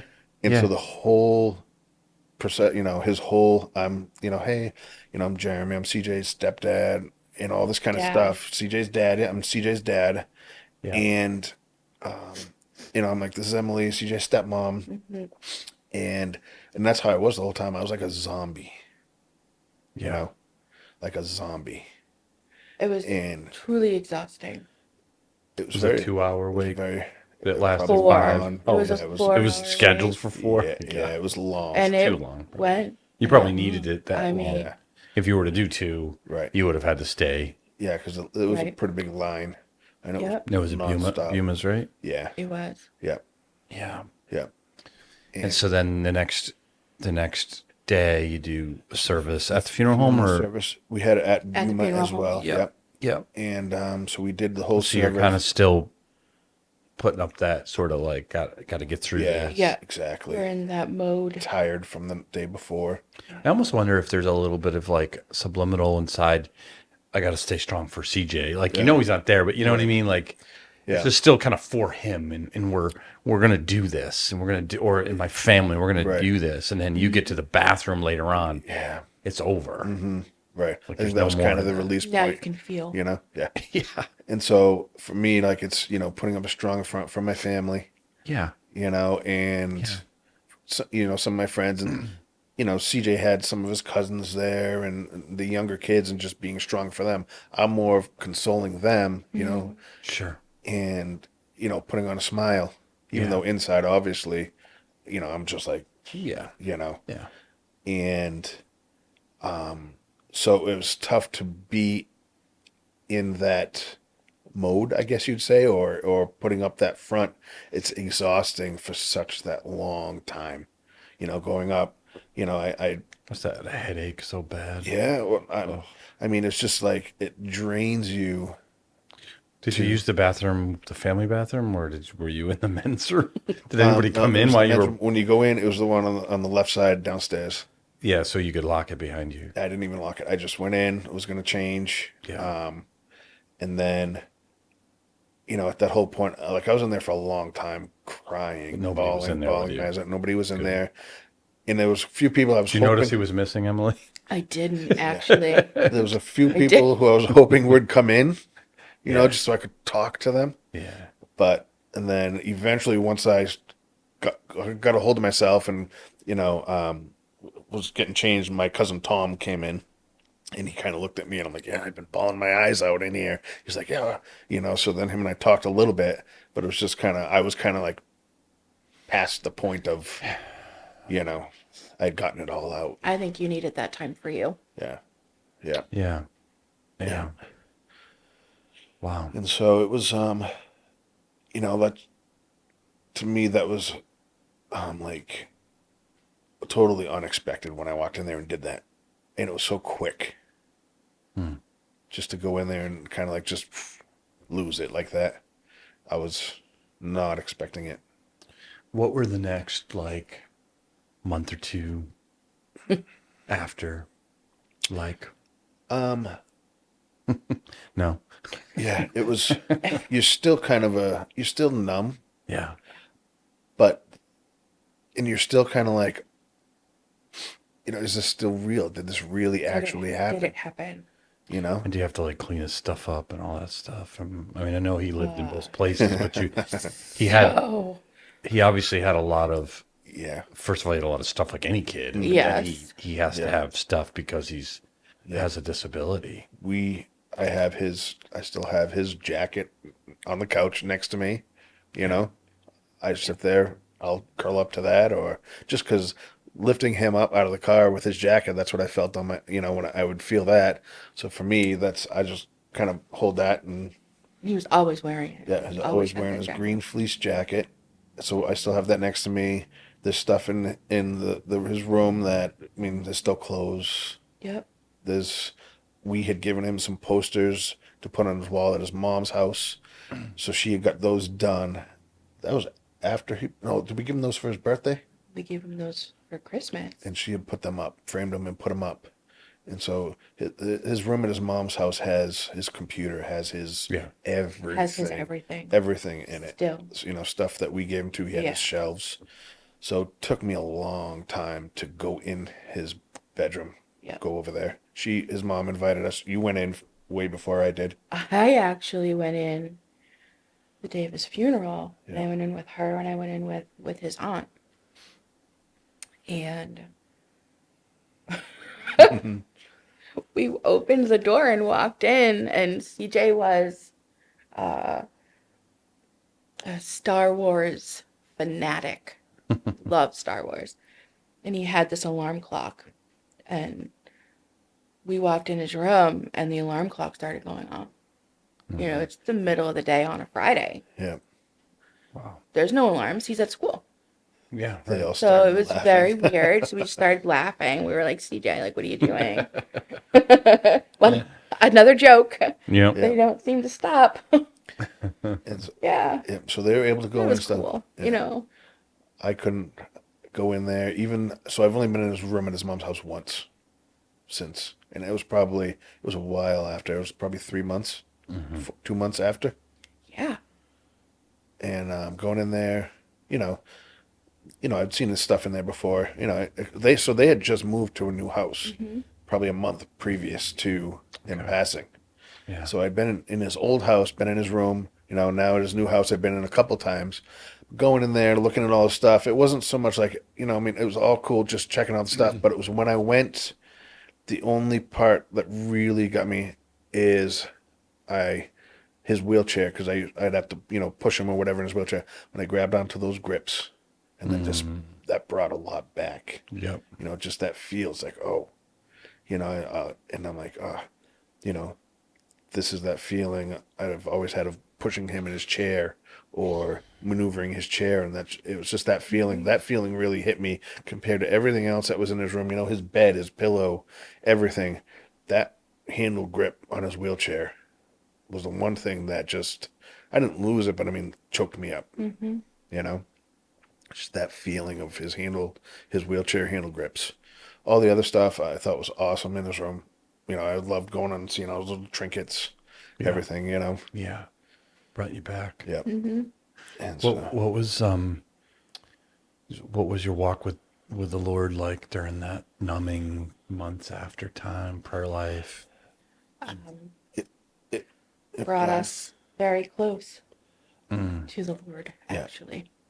I feel like I found my faith. Yeah. And one of the things, You have CJ to thank for that. Huh? Yeah. yes, Jesus yeah. first, but CJ Yeah. second. Yeah, 100%. Yep. Yeah. We started, I was raised Catholic, and it was on Sunday you do this, and you do this, and you do this, and it was like, okay, Yeah. you do it because you have to. Yeah. Now I want to. Yeah. Yeah. Your messages here are, like I was talking to my boss about this actually today. Your messages compared to like Catholic churches, you speak to each one of You us, speak to the people. everybody in the Yes. church, and it feels like it's just me and you Right. talking. Yeah, You know I what was I like, mean? you're gonna say my Well, name in the middle of your sermon. Right. Yeah. Well, I follow you around sometimes. And so, Well, the prayer that I have is similar, not as extreme, but the prayer you had in the hospital when you preach, it's God using you, and so that's why if you're truly letting God speak, then that's how it's going to work. yeah. So I could never do that, right? Like, I'm not sitting around thinking, all right, what would Emily need right now? How about Jeremy? Right, How about right. Steve? How about, Yeah. you can't do that. You just got to go, God, this is your word. What do people need? Right. And it's crazy the things that people will say, like, oh, this. And I'm like, I don't really know that's what I was talking about, but I'm glad God. Yeah. And so that's what I would say too. I tell her that I'm like, even though we feel, you're talking directly to us, but yet you could probably look inside the church and every single person probably has that same Yeah, feeling. they're all gonna tell you the same thing. Yeah. Oh yeah, I did that today, or that happens to me this week, or Yeah. something. You know what I mean? So God was doing a lot in it, as hard as it was, as painful as it was. God really was doing deep work for you guys. Definitely. Yeah. Yeah. And And we'll continue to. It's not over. we have our little, do I tell him the eagle story? Sure. So at his grave site, when we did his services at his grave site, an eagle flew overhead. Mm. So, a few of us noticed it, didn't think too much of it, And then she sent me a Bible verse the next day. I don't have it memorized. Is this the psalm? This It is is. Okay. this is I the don't even think it's a song. it's Isaiah Isaiah. Isaiah 40:31. Mm. But they that wait upon the Lord shall renew their strength. They shall mount up with wings as eagles. They shall run and not be weary, and they shall walk and not be faint. And so for me, like that hit so many different things. You sent that to him? I did. Yeah, she sent that to me the next day after Mm. his services because we saw the eagle. And then that verse fit perfect because with CJ's diseases, Mm. He's free. He's walking and not being faint. He's running and won't be weary and seeing the eagle. And it's like, that was kind of, it was like, kind of like eye-opening, like, wow, okay, And then that, I think it was later on that weekend, CJ's mom was at a restaurant in Mendon on the lake, and she Alicante. Alicante. Oh, sure. and we talked about the eagle and verse and everything, and she saw an eagle there. Wow. So it's like, oh, so I'm kind of thinking. So finally, I had gone back to work. I think it had been probably 2 weeks, a week and a half or so. Yeah, we probably shouldn't have. Well, But I needed to yeah. start moving. Yep. Even though I could have sat on the couch for months. Yeah, I know. I needed to get back. And so I went back to work, and I drive truck, and so when I went to my first delivery to this house under construction, I walk around the back of my truck, and I jump up on the machine in the back of the truck, and I look up, eagle in the tree. Yep. And I was like, wow, so, and so I took a picture of it and everything just because I think nobody would believe me, so within those 2 months, up to through February, I saw, I think, 4 eagles. I'd never seen eagles in my life, really, at all. I know. That's not easy to spot. Yep. And so for me, it's like, the Lord's telling me, I got CJ up here. CJ's okay. Just kind of show. And I got you throwing too. an eagle. Got you. Yep. Yep. And so now when I see an eagle, it's comforting. Yeah. The Lord's telling me, it's weird because you see it all the time now. I see a truck go by, the eagle dumpsters. I never thought of that before. Or eagle plumbing. Tell the story from when you were driving back from New Jersey. Oh, so I was on my way down to New Jersey driving, and I was on the phone with her, and I saw an eagle. So I'm like, oh, and I was telling her about it. I hung up with her, and I look across the highway, and there's a box truck and big red letters on the side that says, Jesus is God. Whoa. Big, like the whole side of the truck. It was white with big red letters. And I'm like, wow, It's, I don't know, one of the first podcasts I did with Grace Brown, who lost her brother tragically. She was driving, I think, to the funeral. I think it was the day of the funeral. And she said she saw, it was like either a bumper sticker, I'm trying to remember, but it was something almost exactly like that. And it was same thing. Yeah. Like you're so much more in tune to the spiritual realm of what's happening. Right. We almost don't want to lose that. You want to lose the rest of it. Yeah. The rest of the the pain. Thing is, too, is, people think about miracles or like when I see an eagle or something, I consider that a miracle. Yeah. In my eyes. And people expect miracles to be this big, my grandfather that has polio, all of a sudden he's healed type of miracles. Sure, that is, but there's right. Yeah. But it's the smaller things that are really actually the miracles that keep you going. Just seeing those little things, there's so many different, like we have, we got notes from CJ's bus driver. These are kind of little miracle things. After CJ passed, the bus driver left us notes about CJ on the bus with his other friends. They have disabilities or in wheelchairs. Yeah.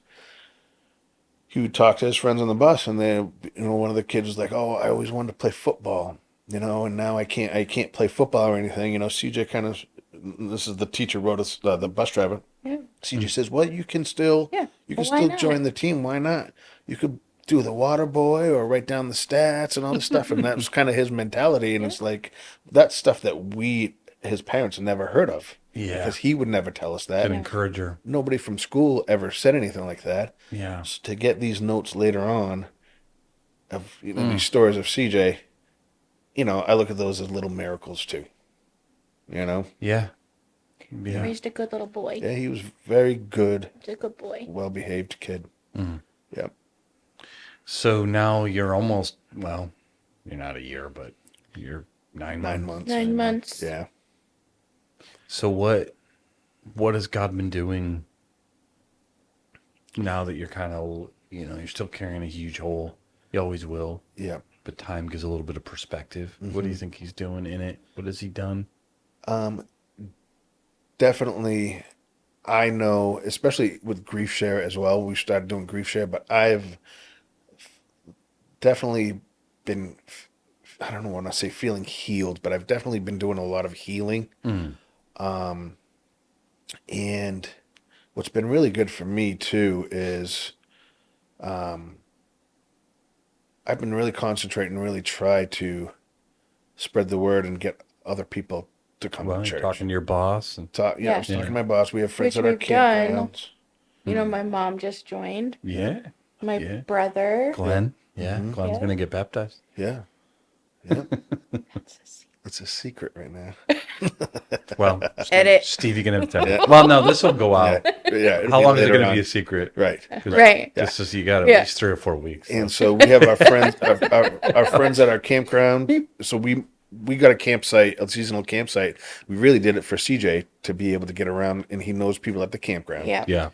And so we moved our campsite down to an area where it was more flat, easier access for him. And we moved down that way, and the people around us go to a church in Uxbridge as well. And Yep. They go to Live Song. it's nice to be surrounded by Yeah. like-minded Oh, yeah. people. It's Yeah. it's refreshing. It is refreshing. Yeah. It's almost like, you know, through my 20s and into my 30s, not going to church as much as I do now, you don't see those people. Mm-hmm. You know what I mean? Mm-hmm. And now, for like the last 6 months, those people are popping out everywhere, you know, and nobody's afraid to talk about the Lord, Yeah. you know? Yeah.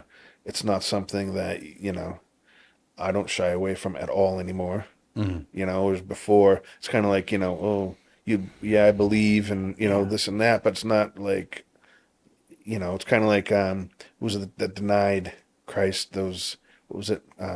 Peter. Peter. Yeah. It's not that I denied him. No. It's just that I wouldn't Speak up. And, speak up and Yeah. out Right. about it. You And know, now we're like, tell me about it. Yeah. Tell me about where you go. right? Tell me about everything.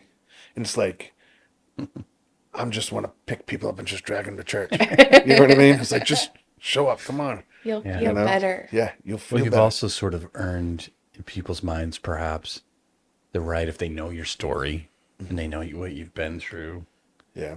It's like hard for someone to be like, oh, you know. Right. Yeah. And for us, her and I as well, we're still growing in the Yeah. church as well. We have a lot of growing We have a still lot. left to do. Yeah, so, I've never, What's that? So do I. Yeah. Well, yeah. I mean, I don't think you ever stop. Yeah, no. You know what I mean? No. But, But, we are so young we are. in this church. I've never like read the Bible. Yeah. I don't know. Well, you know Isaiah 40.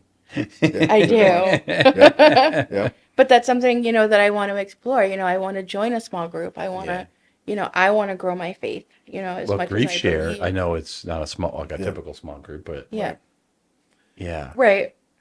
But that too has been wonderful. It's been Not that awesome. we You want anybody. You would recommend people who are going through grief. Everyone goes through grief. Yeah. Yes. Eventually. Yeah. As long as you live long enough. I would recommend people who went through grief 10 years ago Mm. to go. Especially guys, because it tends to be a woman dominated situation.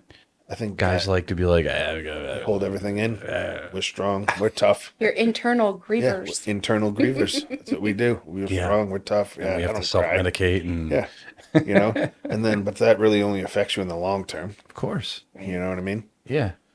Well, I think that's one of the reasons to have you guys on the podcast so people see and hear your story and say, okay, if I've been through something, even if it's not as bad, Yeah. I don't think there's anything worse than our kids. I got 2 kids, and just hearing your story, I'm just like, no, Lord, never. Right. Please. Right. Yeah. But even if it's a parent or a spouse or a sibling, we all go through that. And to hear your story and to hear that God does walk you through it, and to see what you did, like your prayers, your trust in Him, and now your willingness to go to Grief Share. Yeah.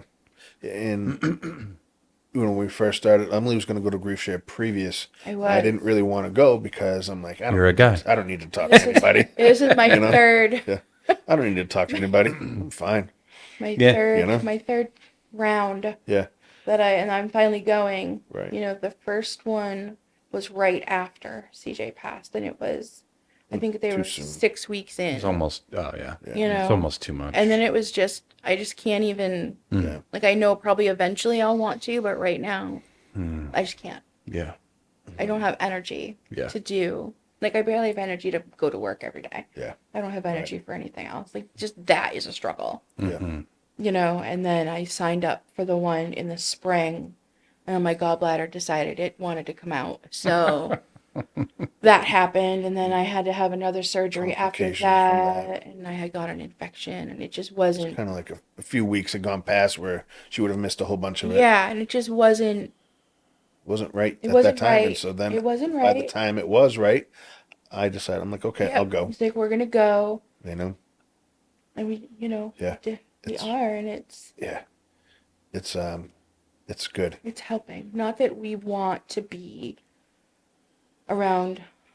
I'm gonna say this the wrong way. Not that we want anyone to feel the same pain that we do. Right. Of course not, but Yeah. they're going to. But they are. But People it will. is. There is a sense of comfort knowing that we're not alone in the pain. Yeah. Always. It's always good to be with people who, and that's another thing to look at, is God is using you and will continue to, because you will be able to be there for people in a way that you can't if you've never experienced Right. it. You can kind of relate to what they're going through Yeah. almost, even though everybody grieves different. Everybody has different pain. Yeah. Uncertain. I've done so many funerals, right? But Yeah. the one that impacted the family the most was like 2 weeks after my mom died. Right. And I was like, I don't even know. I remember thinking, I'll do it. Like, I didn't know the family, and I often will do those. Yeah. And I was like, all right, I'll do this. I wasn't in the mood. But I mentioned in my message, some of the things I was feeling. And I didn't really think much of it. It was a way to kind of hopefully communicate some comfort to the family. But it wasn't just right after. But like for a couple of years, they had a daughter of the woman who had passed, lived in Virginia, and she would send like a Christmas card, or she sent, Yeah. I haven't had that. But and I'm not saying I haven't impacted families or haven't been, but like there was a connection. There was a connection that I had because I was able, they were like, you're not just a pastor trying to comfort us. You really get this. Yeah. And that's the connection you'll have with people, Yeah. especially if they lose a child. Right. There's nothing Yeah. worse. And that's how we feel coming to church service every weekend, as many as we can. That's how we feel about you with your messages, that it's almost like you understand the people that are there. You get us because, you're us. Yeah, Right. exactly. You know what I mean? Right. It's not like you're up there No. saying what you have to say. It's that you're up there, like you said before, the Lord is working through Right. you. Right. What do you need? And then I need it usually. I'm just as convicted. Yeah. More so sometimes. And so, I got to live with it for the whole week. and so and that's what we try to bring people in and Yeah. tell them, Jamie's cool. Come Well, on. don't use that word. Oh, he's all right. Yeah. Yeah. Yeah. Yeah. Don't tell my wife you said that. Right. About that. But the beautiful thing is whatever fruit God uses, you really can, of course, the Lord Jesus gets it first and foremost, but you can lay it at CJ's feet, and someday it's a crown he can throw at the Lord's feet because he impacted you and he impacted you. You impact them. That's how this thing works. Right. That because God moved in your life through him, now you bring someone to church who maybe comes like there's just such a ripple effect. Yeah. And so many people will be able to thank him in heaven someday. Yeah. Like it's just such a cool. Yeah. And there'll be people thanking you. They're like, I don't even remember you, you know, but Yeah. Right. or I don't even know who you are. Yeah, Right. but Yeah. you I'll know, have hair, you know. I mean, heaven's a beautiful place. Yeah. I mean, is it Right. that? You No, know, yeah. if they had a hair on Jeremy, that would be real interesting. Right. At the very least, you won't have to shave it. Yeah. Right? Right. Yeah. Yep. And there'll be no nicks. Yeah. It'll never No. happen. I won't have a missed spot. No missed spots. Yeah. Yeah. Well, again, thank you guys so much for telling Thank your you. story. Thank you Thank for you for having having us. us. Yes. Yeah, and just the hope is that again, you may find people come up to you and just be ready for that after this episode comes out, and just like I've been through that, or it's happened to me. All these episodes, people that happened to me. I felt like that. I felt like that. And I was like, wow, there's so much pain, and yet God just makes so much beauty out of that pain. He really does, because He's God. Yep.